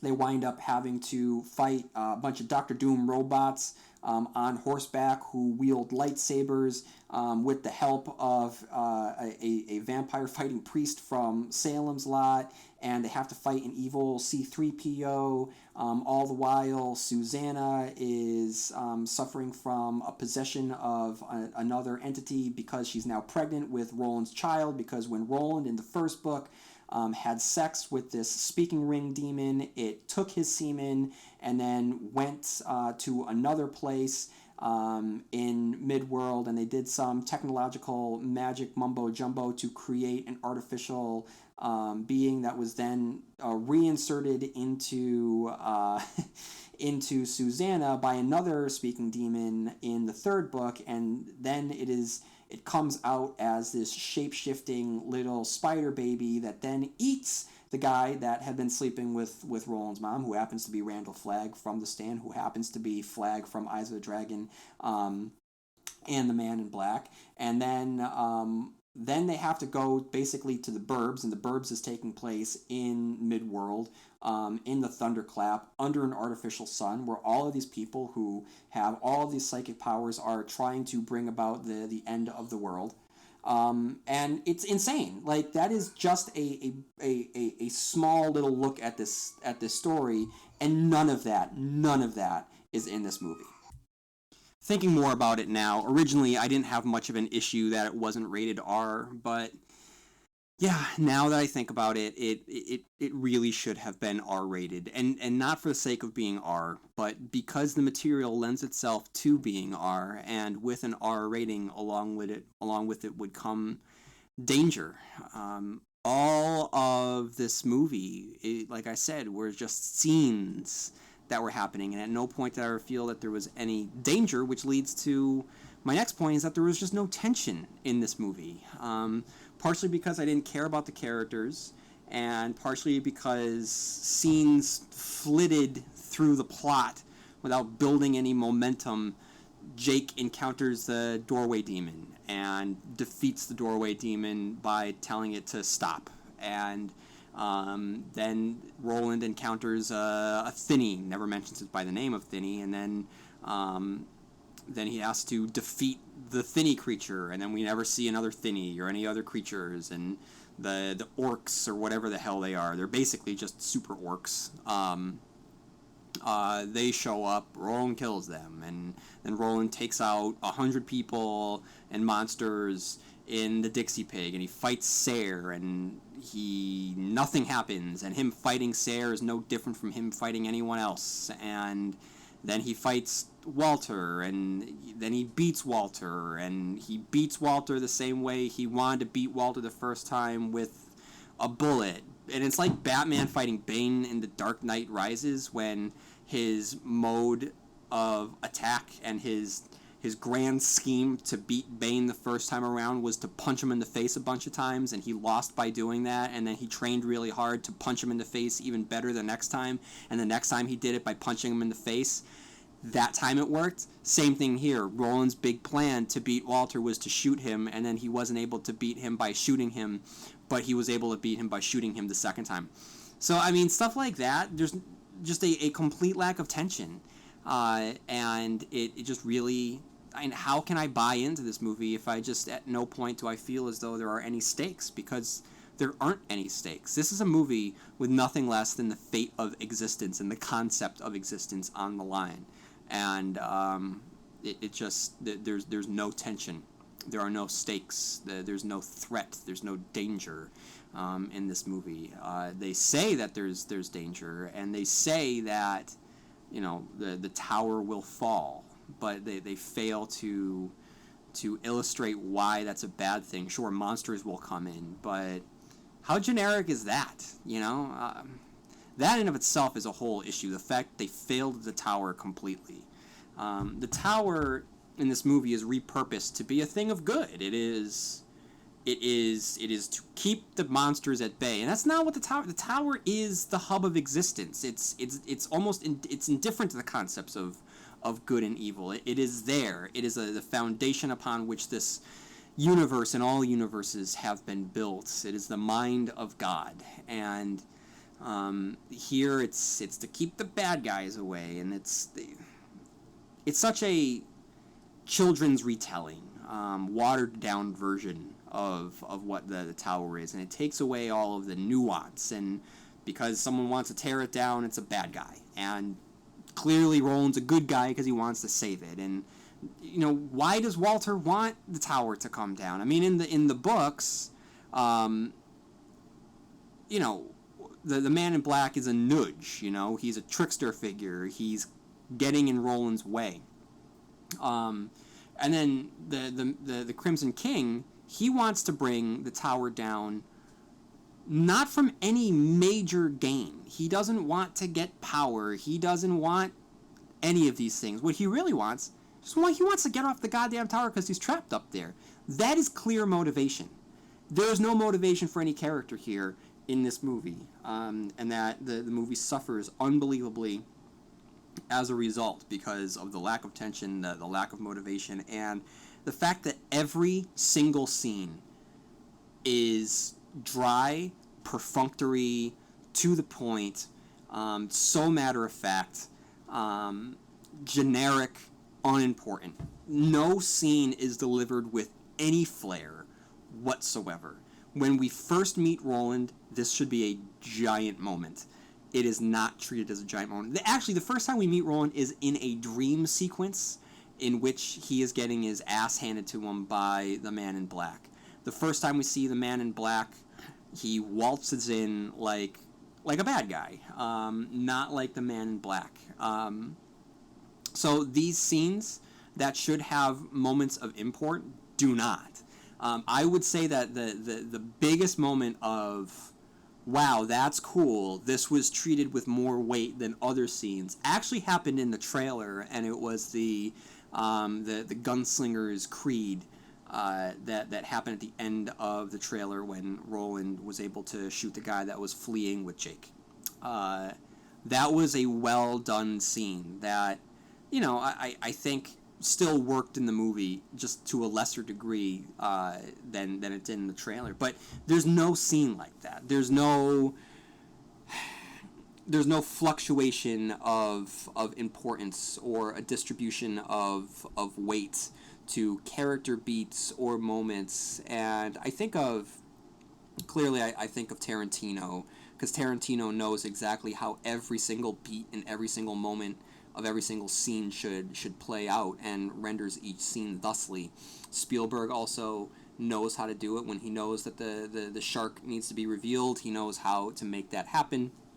When the Tyrannosaurus Rex appears on the scene, he knows how to make it larger than life. Think about the ending of Jurassic Park when dinosaurs ruled the earth. These things, they matter, they mean something because Spielberg made us believe in it. Joss Whedon is also very effective at doing this. He knows how to make a scene cool.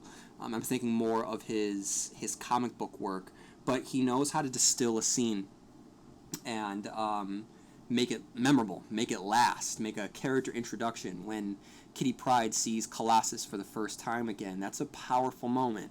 When Wolverine and Colossus do the fastball special, or speedball special, fastball special, Logan just says he's got an idea, 2 words. Next page is a double splash page. Moments like that, they work and they're special because the creators decided to make them special. That is not on play here. When the Man in Black and Roland first meet, that should be electric. But the fact of the matter is, we see them meet again at the same time when we meet Roland. It's in that dream sequence. The opening line to the gunslinger should have been in this movie, and it should have mattered, and it should have resounded throughout the movie. The Man in Black fled across the desert, and the gunslinger followed, and we did not get that. So these things did not matter because the film failed to make them matter. And the Dixie Pig, or the Dutch Hill Demon, or really anything. I mean, like I said, Jake was just able to beat the Dutch Hill Demon, and then Roland was able to just blow up all of the Algel Ciento with the kids, and he was just able to kill Walter, and then nothing. There's no feeling. There's no minute to breathe or explore how the characters feel after these moments, or what they mean, or whether these moments should matter. I mean, every moment is treated, that one scene where they're crossing the river and it's just for a split second, and it's there to show the passing of time, and it's to show the arduous journey that they're on. It's just to just give us that feeling. Every scene is like that. Every moment is like that. it's not greater or lesser than that. It's just there. Like anything else in this movie, it's just there. Like the Dixie Pig. They just give us the Dixie Pig, and it's just a generic place of bad guys. Now think about how the Dixie Pig was rendered in the books and what King managed to do with the Dixie Pig in the books. He built it up. He got the name out there, and the Dixie Pig, we started to question, what is the Dixie Pig? Why is this important? And then when Jake and Callahan get to the Dixie Pig and the limousines are arriving and the mist starts to curl around the gutters around the Dixie Pig, and then they enter the Dixie Pig, and it's just a who's who of monsters, of nightmarish boogeymen that lurk under beds and closets, all there for a grotesque feast. We have members of the Cantoi, the Low Men, Taheen, vampires of different classes and subspecies, all there feasting on humans, on babies, and celebrating the impending birth of Mordred, the spider god, and it's just nightmarish. And Susanna being paraded through this banquet hall as they're all leering and laughing and clapping and celebrating. That's horrific. People wearing, or monsters wearing the faces of people, and other monsters just being monstrous. It is terrifying. It's nightmare fuel. And then when Jake and Oy and Callahan descend upon it, it is two people, an old man and a boy and a talking animal against nightmares, personified. And it's terrifying, and it's thrilling, and it also includes one of the most triumphant moments that Stephen King ever gave us with Callahan's redemption. But none of that is here in the movie. It's just the Dixie Pig. That's all it is. It's just a place where bad guys are. It's just a lair. That's all that it is. Just like Algel Ciento is just a secret evil base for Walter. Just like the portals are just portals that we've seen before in other movies and other television shows.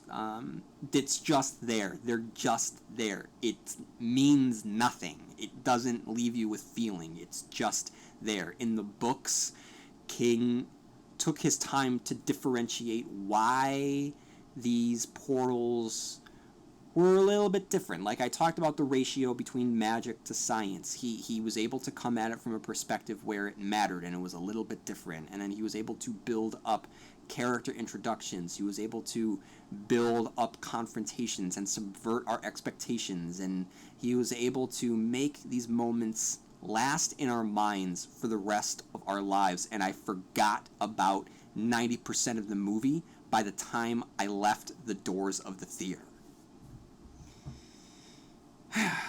So all of this just means that Jake and Roland failed to have a relationship because it was unimportant. Walter's motivation didn't exist because he didn't have a motivation. And Roland doesn't have an arc. That's another thing. Think about this. It's Jake's story, that's bad enough. And then Roland is a character who has given up his quest to find the tower. Now, keep in mind that the quest has been changed, where he's not going to find the tower. He's just there to save it. And the only reason he's there to save it is because the gunslingers, that's what they do. And I've talked about how that's not really what the gunslingers do. That's been repurposed. And so the guy's whole quest has been changed. And even from that change, it's further been changed because he's not there to protect the tower, he's there to kill Walter. However, killing Walter and protecting the tower function exactly the same. So it's not as if he has to make a choice at any point. So him killing Walter, him saving Jake, and him saving the tower all can happen by just killing Walter. So it doesn't matter when Jake shows up. If Roland met or did not meet Jake, he could still find Walter because there's a giant beam shooting out of the sky, and he can still kill Walter, and by killing Walter, he'll save Jake, kill Walter, avenge his father, and save the tower. It's too neat. At no point does Roland go through any sort of arc whatsoever. When Jake meets him, he says he's not a gunslinger anymore, therefore he's not about saving the tower, he's about killing the man in black. But like I said, it amounts to the same thing. and he gets to know Jake, and his big like emotional moment is, and it was in the trailers, he says, I'll kill him for both of us. Okay, that's great. You're still going to kill this guy, but now you're just not going to do it selflessly. You're going to do it for this kid too. So that's a great journey that our character has taken there.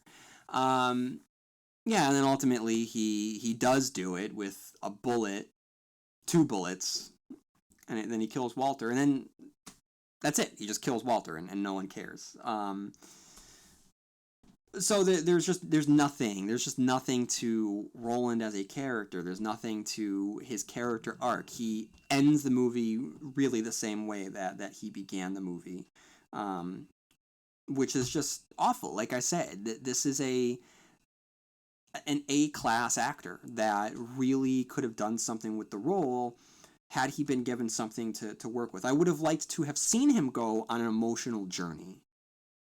But at no point, he's one note, and that's not a knock on Idris Elba, because he is by far the best thing in this movie. It's just that note that he was given to play.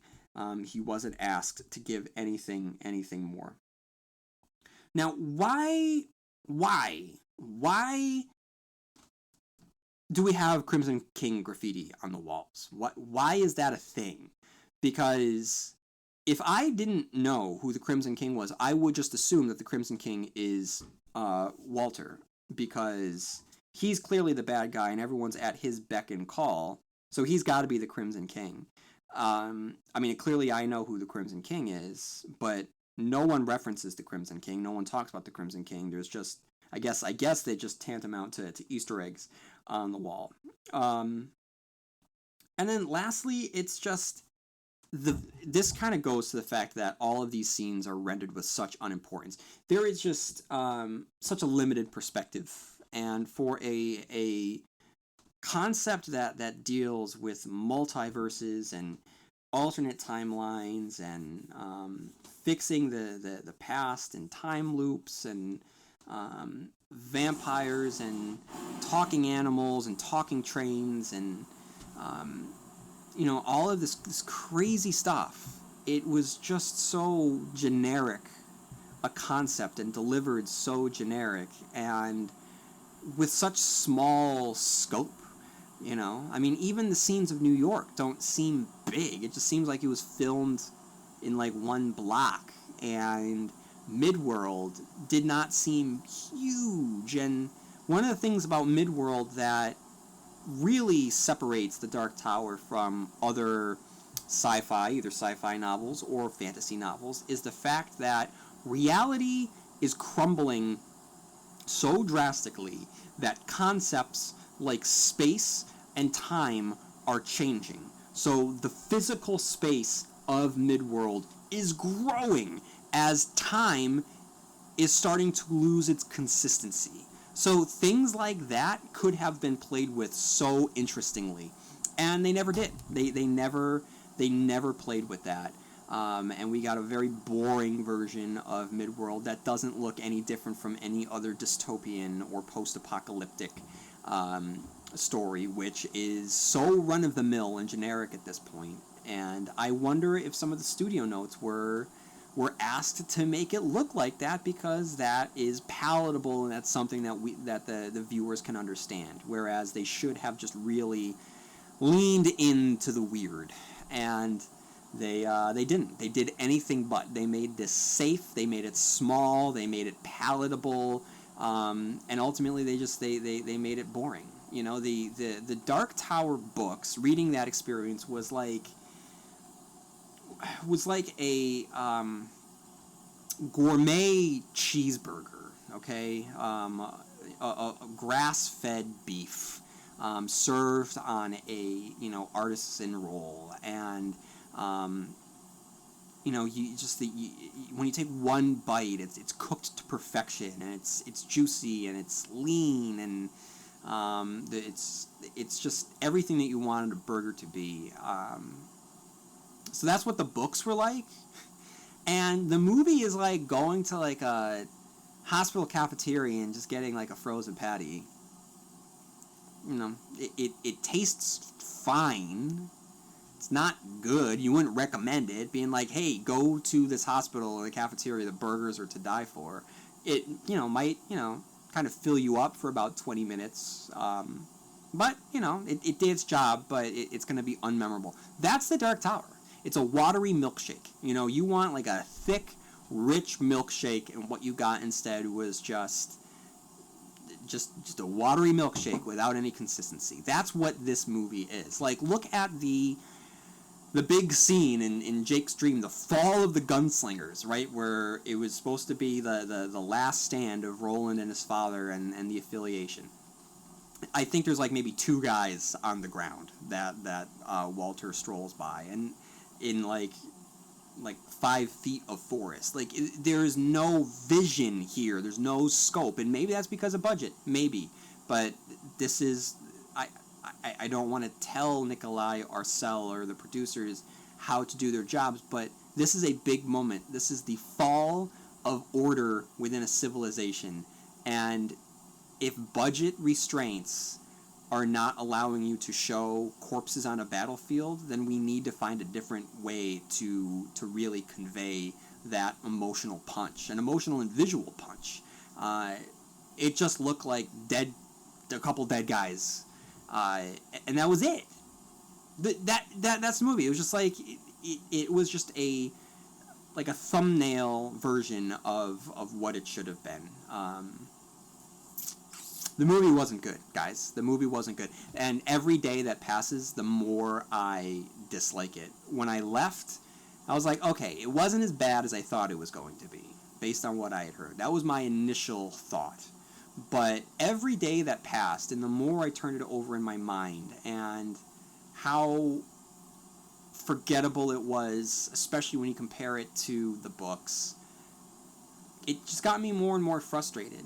And, I was willing to accept changes. I was willing to buy the PG-13, or the fact that they were going to treat Walter the way they weren't going to subvert the character way that King did, but they were going to actually build him up to be a threat. I was going to, okay, whatever, I'll take it. Like, there was so much I was going to just kind of accept. But they didn't even deliver on what this movie could have been based on the direction they took with it. It just, as a Dark Tower movie, it failed. As a movie itself, it failed. It is unfortunately a failure of a movie. So I know that Nikolai Arcel had ideas for a sequel, and I know that he had said that Oi would be in the sequel. Well, guys, we're not getting a sequel. And I know that there's even still talk of a television show coming out for Wizard and Glass. Glenn Mazzara from The Walking Dead has been tapped for it, to showrun it. Well, I'm telling you, like, that's nice. It's good talk, but I guarantee you that show, it's just not happening. It is not happening. This movie is going to be #1 this weekend at a measly $19 million. So technically the studio can say, well, it was a #1 hit. But even if it does make some money, it has gotten so panned by critics that there's no cultural cachet to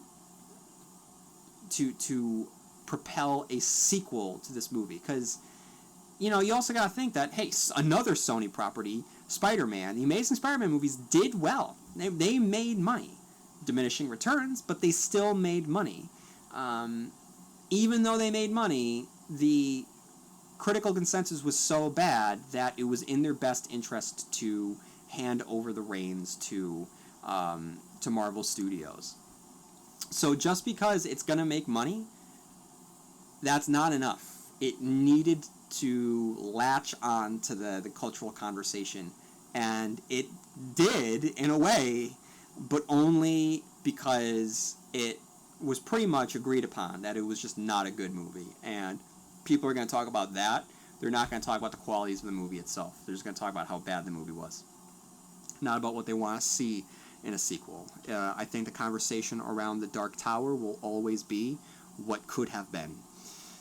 And that doesn't mean I don't think that we're never going to see another adaptation of The Dark Tower. Because for good or for ill, it now exists in audiovisual format. And it now it was going to allow the next creative team, it's going to give them some traction to move forward, to move as far away from what Akiva Goldsman and Nikolai Arcel and Sony Pictures gave us. And it will allow the next creative group to hew closer to the books. Now, I don't expect this to happen within 5 years, 10 years, but within the next 20 years, we'll get someone else will get a crack at this, because every year that passes, the less, I don't want to say less original we get, but remakes, reboots, movies based on some existing property are almost guarantees for studios. They're easily sold because the word is already out there in the minds of viewers, and all the studios have to do then is just capitalize on what is already out there rather than having to build from ground zero. So what Nikolai Arcel and Akiva Goldsman and Ron Howard and Sony Pictures did for us is they gave us a very weak structure, but it was a foundation, and it's going to be a foundation that others will be able to build on sometime in the future. I don't think it's anytime soon, but don't worry, guys. Don't give up faith. At some point, we will see another Dark Tower adaptation. So that's my thoughts. But over the weekend, I did ask others to share in, to write in and share what you think of the Dark Tower movie, because I want as many people talking about it as possible. And I got a lot of people. So up first, we have from John, who writes, "Dear Constant Reader, first, let me start by saying thank you. I've been a constant reader since I picked up a copy of Eyes of the Dragon when I was 15 years old. I'm now 28, so it seems like a lifetime ago. Since then, I've consumed many of King's works, and I always love discussing them with other readers. I was overjoyed when I discovered your podcast about a year ago. Rereading every book in the chronological order and providing a comprehensive review sounds incredibly daunting, but I want you to know your reviews have provided me with countless hours of entertainment. Your analyses are always well informed and come across like a deep dive academic approach. While I love the reviews of King's written works, I do always get a kick out of your reviews of his, shall we say, that less than stellar film adaptations. I remember laughing so hard during the Sometimes They Come Back episode that I received a bunch of weird looks at work. I, just like you, was very much looking forward to the Dark Tower movie. While I do love King's other works, it being a new favorite, as I just read that last year, I am first and foremost a Tower junkie. Ever since I finished reading the Dark Tower cycle just about 10 years ago, I've been hearing rumors about film adaptations that would eventually fizzle out. I had eventually become jaded and thought we would never see Roland's journey to the big or small screen. When news broke about a year and a half ago at this film actually getting made, I went to a state of euphoria. Finally, all of my non-reader friends would get to see everything I loved about the books, the weird mixture of a western, horror, and sci-fi with a dash of Tolkien's sense of epic grandeur. After the bizarre marketing strategy, or lack of one altogether, I became worried about the film again. When the reviews on the film were launched on Wednesday, my worry turned to dread, but I think this actually helped me in the long run. I went to see The Dark Tower last night with the extremely low expectations. I was ready to see a train wreck of Blaine the Model-like proportions. Instead, I saw a very rushed flick with poor lighting and a mostly stilted performance by Matthew McConaughey. There were parts of this movie that I loved. Idris Elba does a great job at bringing Roland to life, which is no easy feat with so little dialogue. Tom Taylor's Jake I thought was also very good. I feel like the movie's best scenes featured these two, and I wish we actually had a longer runtime to explore their relationship on screen. I previously said that McConaughey was stilted, but this probably isn't his fault. The movie weaves in and out so much, and it doesn't seem like he was just there to provide some exposition. I must also say that the scene where the Man in Black kills Stephen Deshane is so powerful it almost ruins the entire movie for me. While there are numerous flaws with the movie, I can't say I hated it. Roland coming back to Earth and interacting with a modern world absolutely works. Elba completely sells the man out of time really well. Also, that scene with Walter and Roland in the gun shop was fantastic. Walter appearing as a phantom from another world is really a brilliant idea. Could this be the way he escaped death at the hands of the gunslinger in the books? It's interesting to think about. While King may not have had that in his mind while writing the series years ago, we do know the gunslinger's past, just like time itself, is always shifting and changing things. Sorry for the insanely long email. As you can see, I can ramble on about all things Dark Tower. I saw you on your Twitter account. You two were not completely happy with the movie. I can't tell if maybe I'm just too much of a fanboy to see this movie was a total pile of crap, or if there are some actual good things that were happening. I look forward to your review to the podcast. Keep the good work, John. John, thanks for writing in. It looks like your thoughts are a little bit more positive and open-minded than mine, and I don't know, um, maybe it's grown in estimation in your mind, or maybe it has, because when I first saw it, like I said, I liked it a little bit more than I do now. So hopefully, I honestly hope that people like it. But I definitely wanted others to write in, because I want your thoughts. Like here, we have Jake, who writes, "Hello, Constant Caster. I'd like to share some thoughts about the movie, but I have to couch it in a little personal backstory. Last October, I lost my big brother. Stephen King and the Dark Tower, in particular, were the strongest connection we shared. He was 7 years older than me, and we didn't really have a ton in common. I distinctly remember reading The Wastelands and being able to instantly connect with my brother as he was excited to watch and share in my own journey to the tower. Through the years, the most highly anticipated event in our lives was this movie. When he passed away last year, I wrote a note on the inside cover of his copy of The Gunslinger and put his favorite book to rest alongside him. One of the most harsh reminders of his loss has been all the awesome DT events that I wanted to share with him. When I first saw the poster, my first thought was to text him. When I realized that the movie's first showing was at 1919 on a date that added up to 19, I couldn't wait to talk to him about it. Of course, these were quick thoughts punctuated by a reminder of his loss. Not being able to share and revel in these events with him has put a new spin on how I perceive these books. So when I went to the showing yesterday, it was safe to say that it was a bit more than just seeing a movie. When they first showed the tower reaching up through the ceiling of clouds, I felt that after all the years and heartache, I had personally finally reached the tower. Just like Roland, I was reminded of those lost along the way. The movie wasn't great. In all actuality, it wasn't even good. However, there were moments that I had always hoped to see that were realized. Of course, it was disjointed, rushed, and over edited, but it did have a few redeeming qualities. Aside from a few characterization flaws, Idris Elba was excellent. The whole hospital scene, including the sly Billy Bumper reference, was awesome. The spats of gunplay were pretty good. The references to Shining, It, and Charlie the Choo Choo were well done. Of course, as a DT adaptation of this epic, complex, and nuanced story, it failed. But as a glimpse of mid-world, depiction of the Mohane, and of course of our stolid hero, it was a dream finally realized. Perhaps now that it's been made, it may be easier for someone else to pick it up, where this was left off, and try to make a more fully realized version. Given the quality of the movie and the reviews so far, I doubt it will be a direct continuation of the story. Perhaps a director's cut of the movie will become available that will give us a little bit more than we got. Perhaps this is the last we'll see of our quartet. I think I'm okay with that too. Before we totally dismiss this film and dwell on our disappointment, I'd like to point out that for all of its flaws, it did have some redeeming features. It wasn't the movie that we'd always hoped, but for now, I'm happy that I made it to the tower at last. Thanks for listening and for your insightful and even analysis of all works King. Jake, that email, that one got to me. That's the type of email that I'm really looking for. Those personal, deep connections that are unique. Probably everyone that went to go see the tower, no one is going to have that feeling that you did. So I'm glad that you were able to have that emotional experience seeing the tower. I can't even imagine what that's like. So I'm sorry for your loss, but thank you for sharing that email.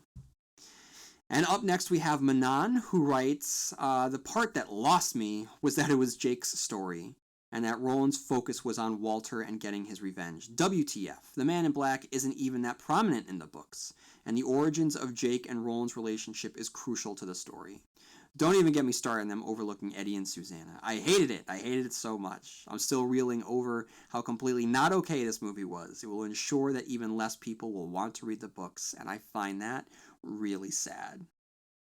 Up next, from Evan, we have Dear Stephen King Cast. I started listening to your podcast when I started a Stephen King read-through, which I have just completed after a few back and forths. I read The Dark Tower and It 3 times during the process. I loved hearing your insight on each book, and you always helped me catch things and appreciate things I missed when I first approached these books years ago. Based on your comments, I think that we are near the same age and have had some of the same similarities on our journey through Stephen King. Really, a great podcast that deserves a wide audience. I'm looking forward to story reviews. Those are some of my favorite King works, and was disappointed that you sped through those collections the first time through. Anyway, Dark Tower film. I listened to all of your previews of the film, and I was encouraged by your take on it.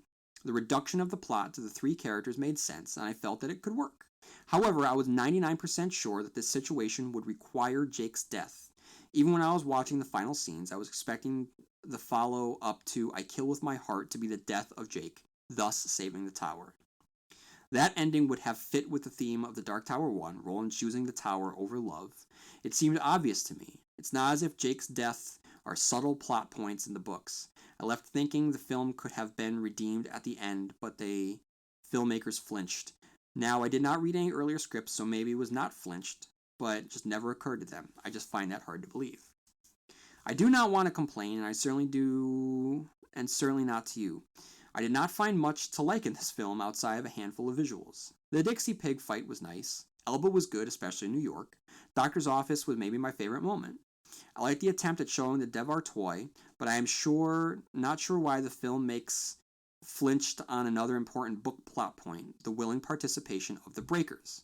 Maybe without Eddie and his death there was no point, but maybe making the Breakers enslaved children instead of willing employees finding meaning in life was a missed opportunity to put necessary ambiguity in the film. Is there any moral ambiguity in this film? I do not see any. Roland only literally kills faceless baddies. Sigh moments. Those moments I wanted to shout out my frustration. Tracking The Shine by computers. Shine readers I watch. Midichlorians? They have the same caliber measurements in Midworld, unless Jake told him, but he hardly seemed like a guy who would know. I liked that scene in the gun shop in Dark Tower 2 mostly because of the language barrier. 3. Language barrier. Too easy. I think we only get 1 or 2 examples of King's Midworld speech. 4. The sci-fi gates. This is a tough one. I like the sci-fi gates as presented in the final books, but I still think they should look magical. Here I rely on advanced technology looking like magic to people who are not familiar with it. The technology just looked like stuff we might have. I guess I just always imagined the portals as looking magical although being advanced tech. So, I guess, Evan, in the books, we did see 2 types of portals. One were the magical, just the free standing doors. But yeah, as King presented more of the technological ones, which looked technological. Not, the ones that we see in this movie are definitely beefed up looking. And then he writes, was that scene at the end with the kid hugging her parents' guardian, the Breakers returning? What happened there? If not, what about the Breakers? I don't know. I really don't know. I am confused about that, and the movie didn't do a good job at telling us. I guess I will stop there. More to say, obviously, but what's the point? I wish I could have more good to say about it. My short review is that Jake had to die for the film to make narrative sense. Roland wants revenge. He is convinced to defend the tower by Jake. Roland falls in love with Jake. To save the tower, Roland must kill who he loves, or at least let him die, which would be more canon anyway. Again, great job on the podcast. I hope there is more you have to say about your Stephen King cleanup.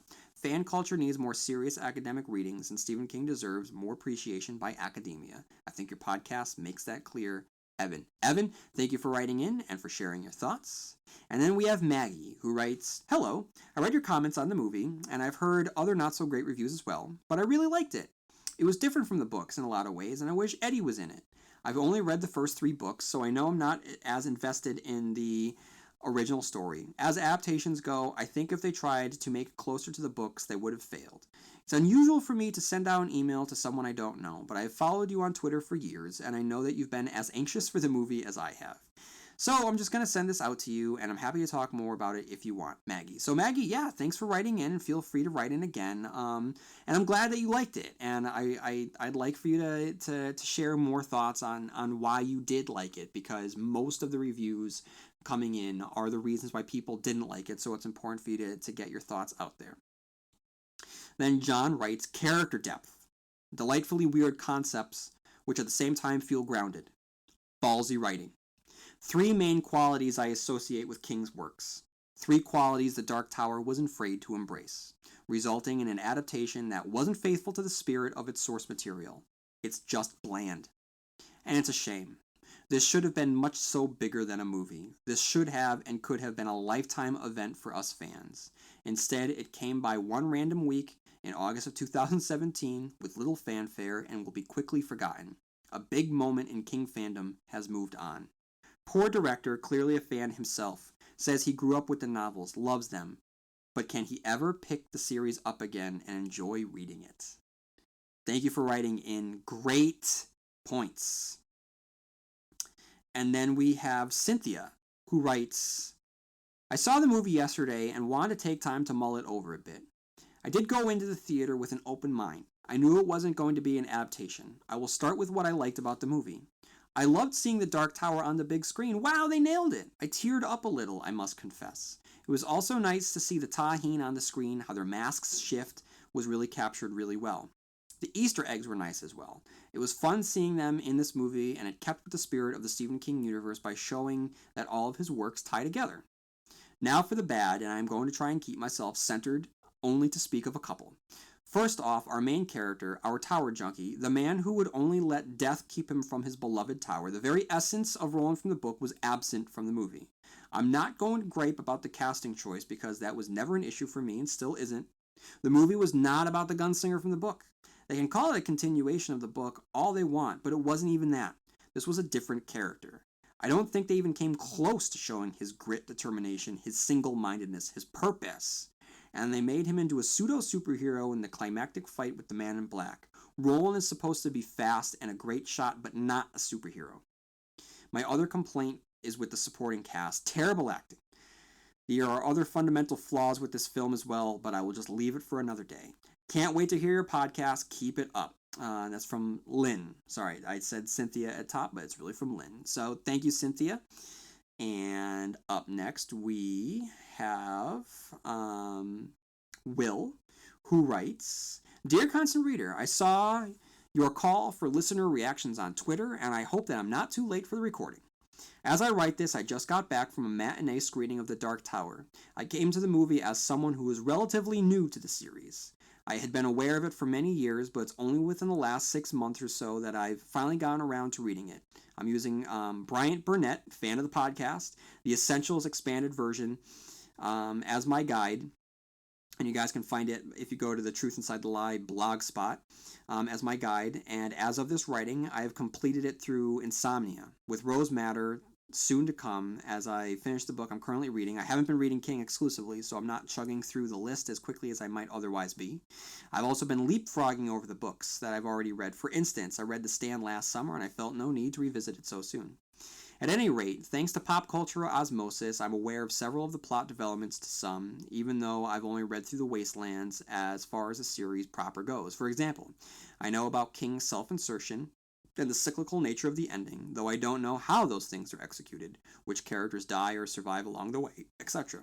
As such, I still try to avoid spoilers when I can, which means that I've skipped some of your Tower-centric episodes as I work my way through the Stephen King cast archives. As the movie itself, I found it to be aggressively mediocre. It wasn't the worst thing that I've ever seen in the theater.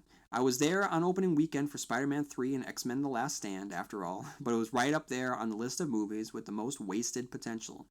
It was definitely a rushed affair, with awkward expository dialogue that tried to explain everything in as little time as possible. My fear began to take root when I realized just how sparse the marketing was. We didn't even get a trailer until May. I thought Elba was great in the role. My problems were that he was just saddled with were my problems were with what he was saddled with.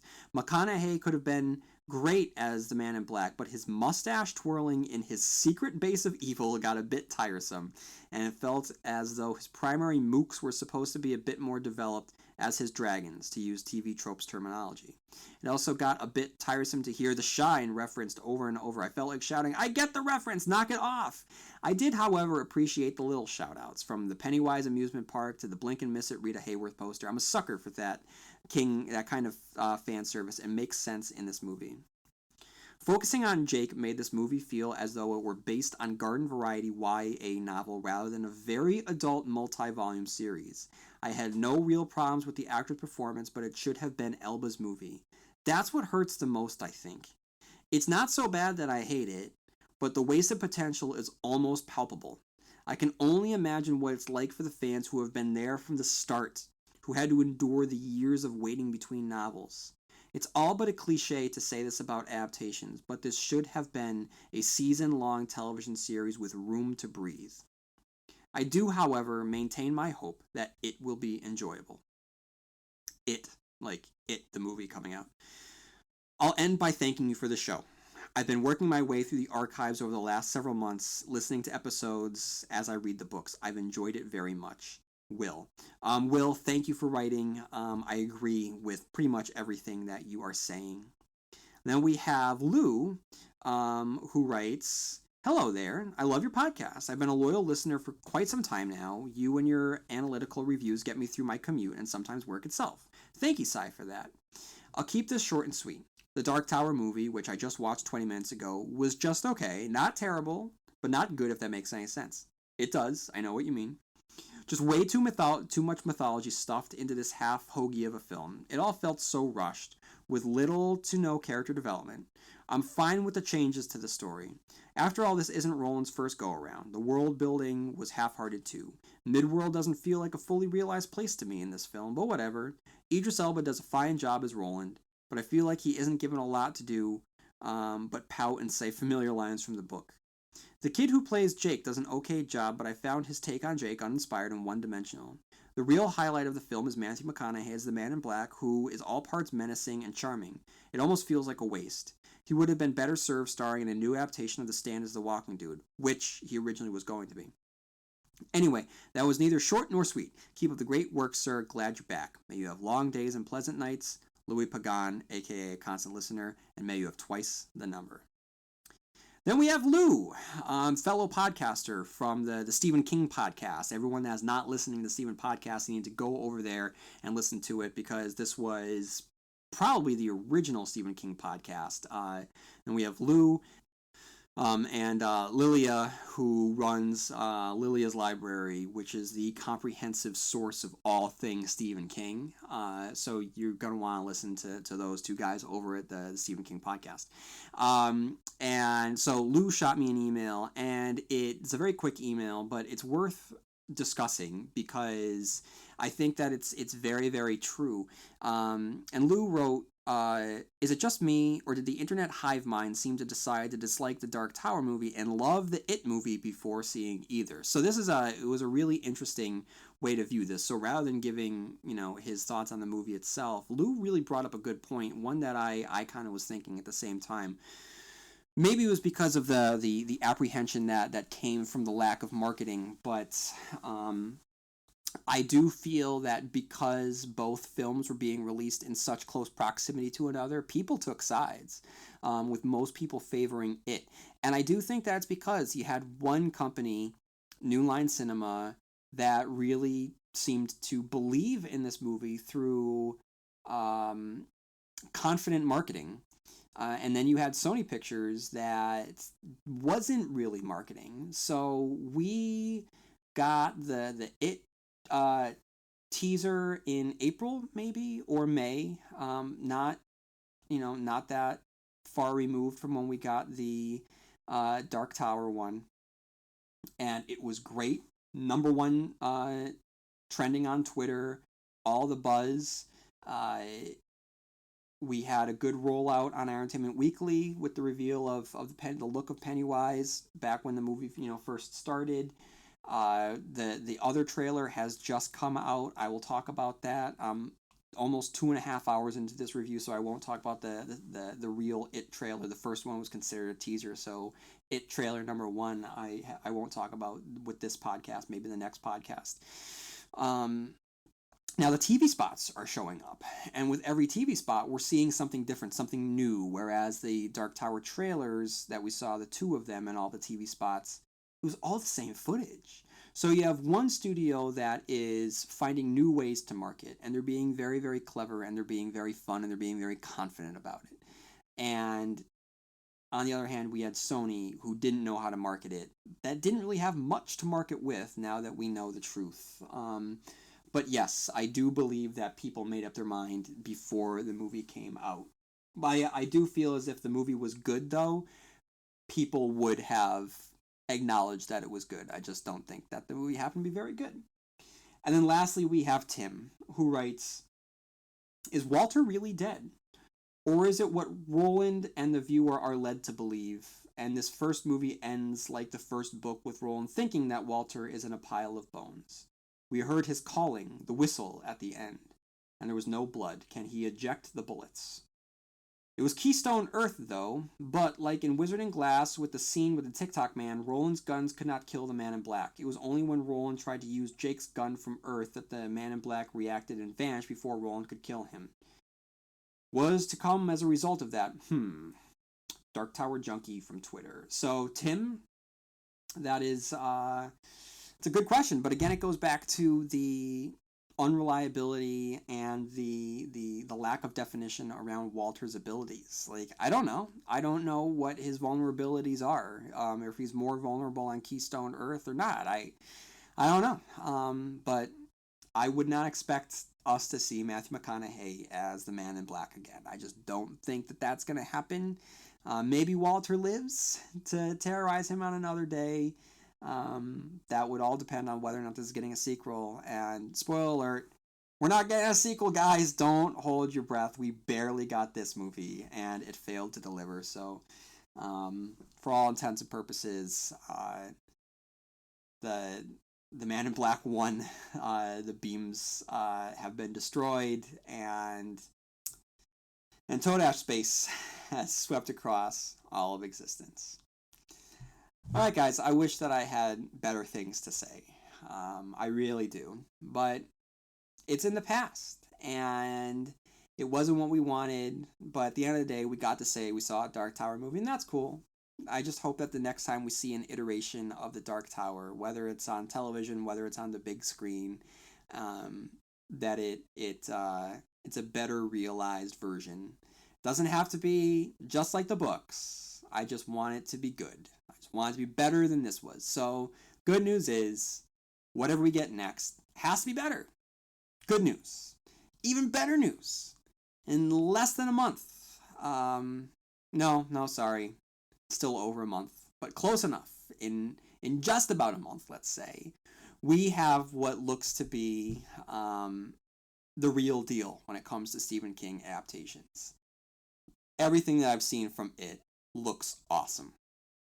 So, looks like the fall is going to be a good time to be a Stephen King fan and just a fan of pop culture, of spooky culture, because we have it kicking off the Halloween season, and right as Halloween is getting good, we're going to have Stranger Things season 2. So that's an incredible 1-2 punch. So don't despair, guys. The Tower wasn't great, but as we all know, The Tower is one of Stephen King's foundational stories, but so is it. And if we didn't get the Dark Tower adaptation that we wanted, it looks like it's going to happen when it comes. So I'm trying to be positive about things. I know that The Tower wasn't what we wanted it to be, but let's not let what happened with The Tower sour how we look ahead at it, because this looks like it's going to be great. So don't let the disappointment overtake your excitement for it. All right, guys, if you have not done so already, if you have thoughts on the Dark Tower, just because I've recorded this episode, in the next episode, whatever thoughts that you have on the Dark Tower, I will include them in the email section of the episode. So keep them coming. Write into stephenkingcast@yahoo.com. And if you haven't done so, like I said at the top of this episode, head on over to iTunes, because any review that you give me will really, really help me out. So just head on over to iTunes, leave a review. And next week, I probably will head back into my analysis of the night shifts. I'll either it's going to be an interview, or it is going to be one of the night shift adaptations. But either way, there will be a new episode next week.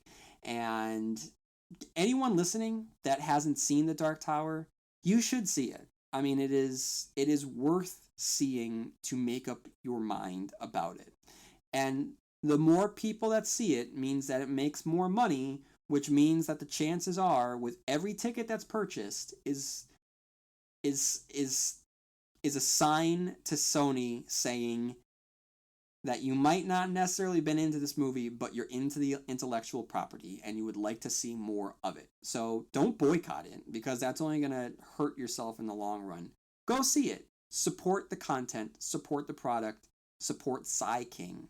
And maybe, if every constant reader out there goes to see The Dark Tower, we might get a sequel that resembles the books that we love. All right, everyone, and that's all that I have for this week's review of the Dark Tower movie. I look forward to being able to podcast and share all of my thoughts on whenever Mike Flanagan gets around to making the adaptation of the Dark Tower. So may you have long days and pleasant nights, and I'll see you here next time where MOON spells Stephen King Cast.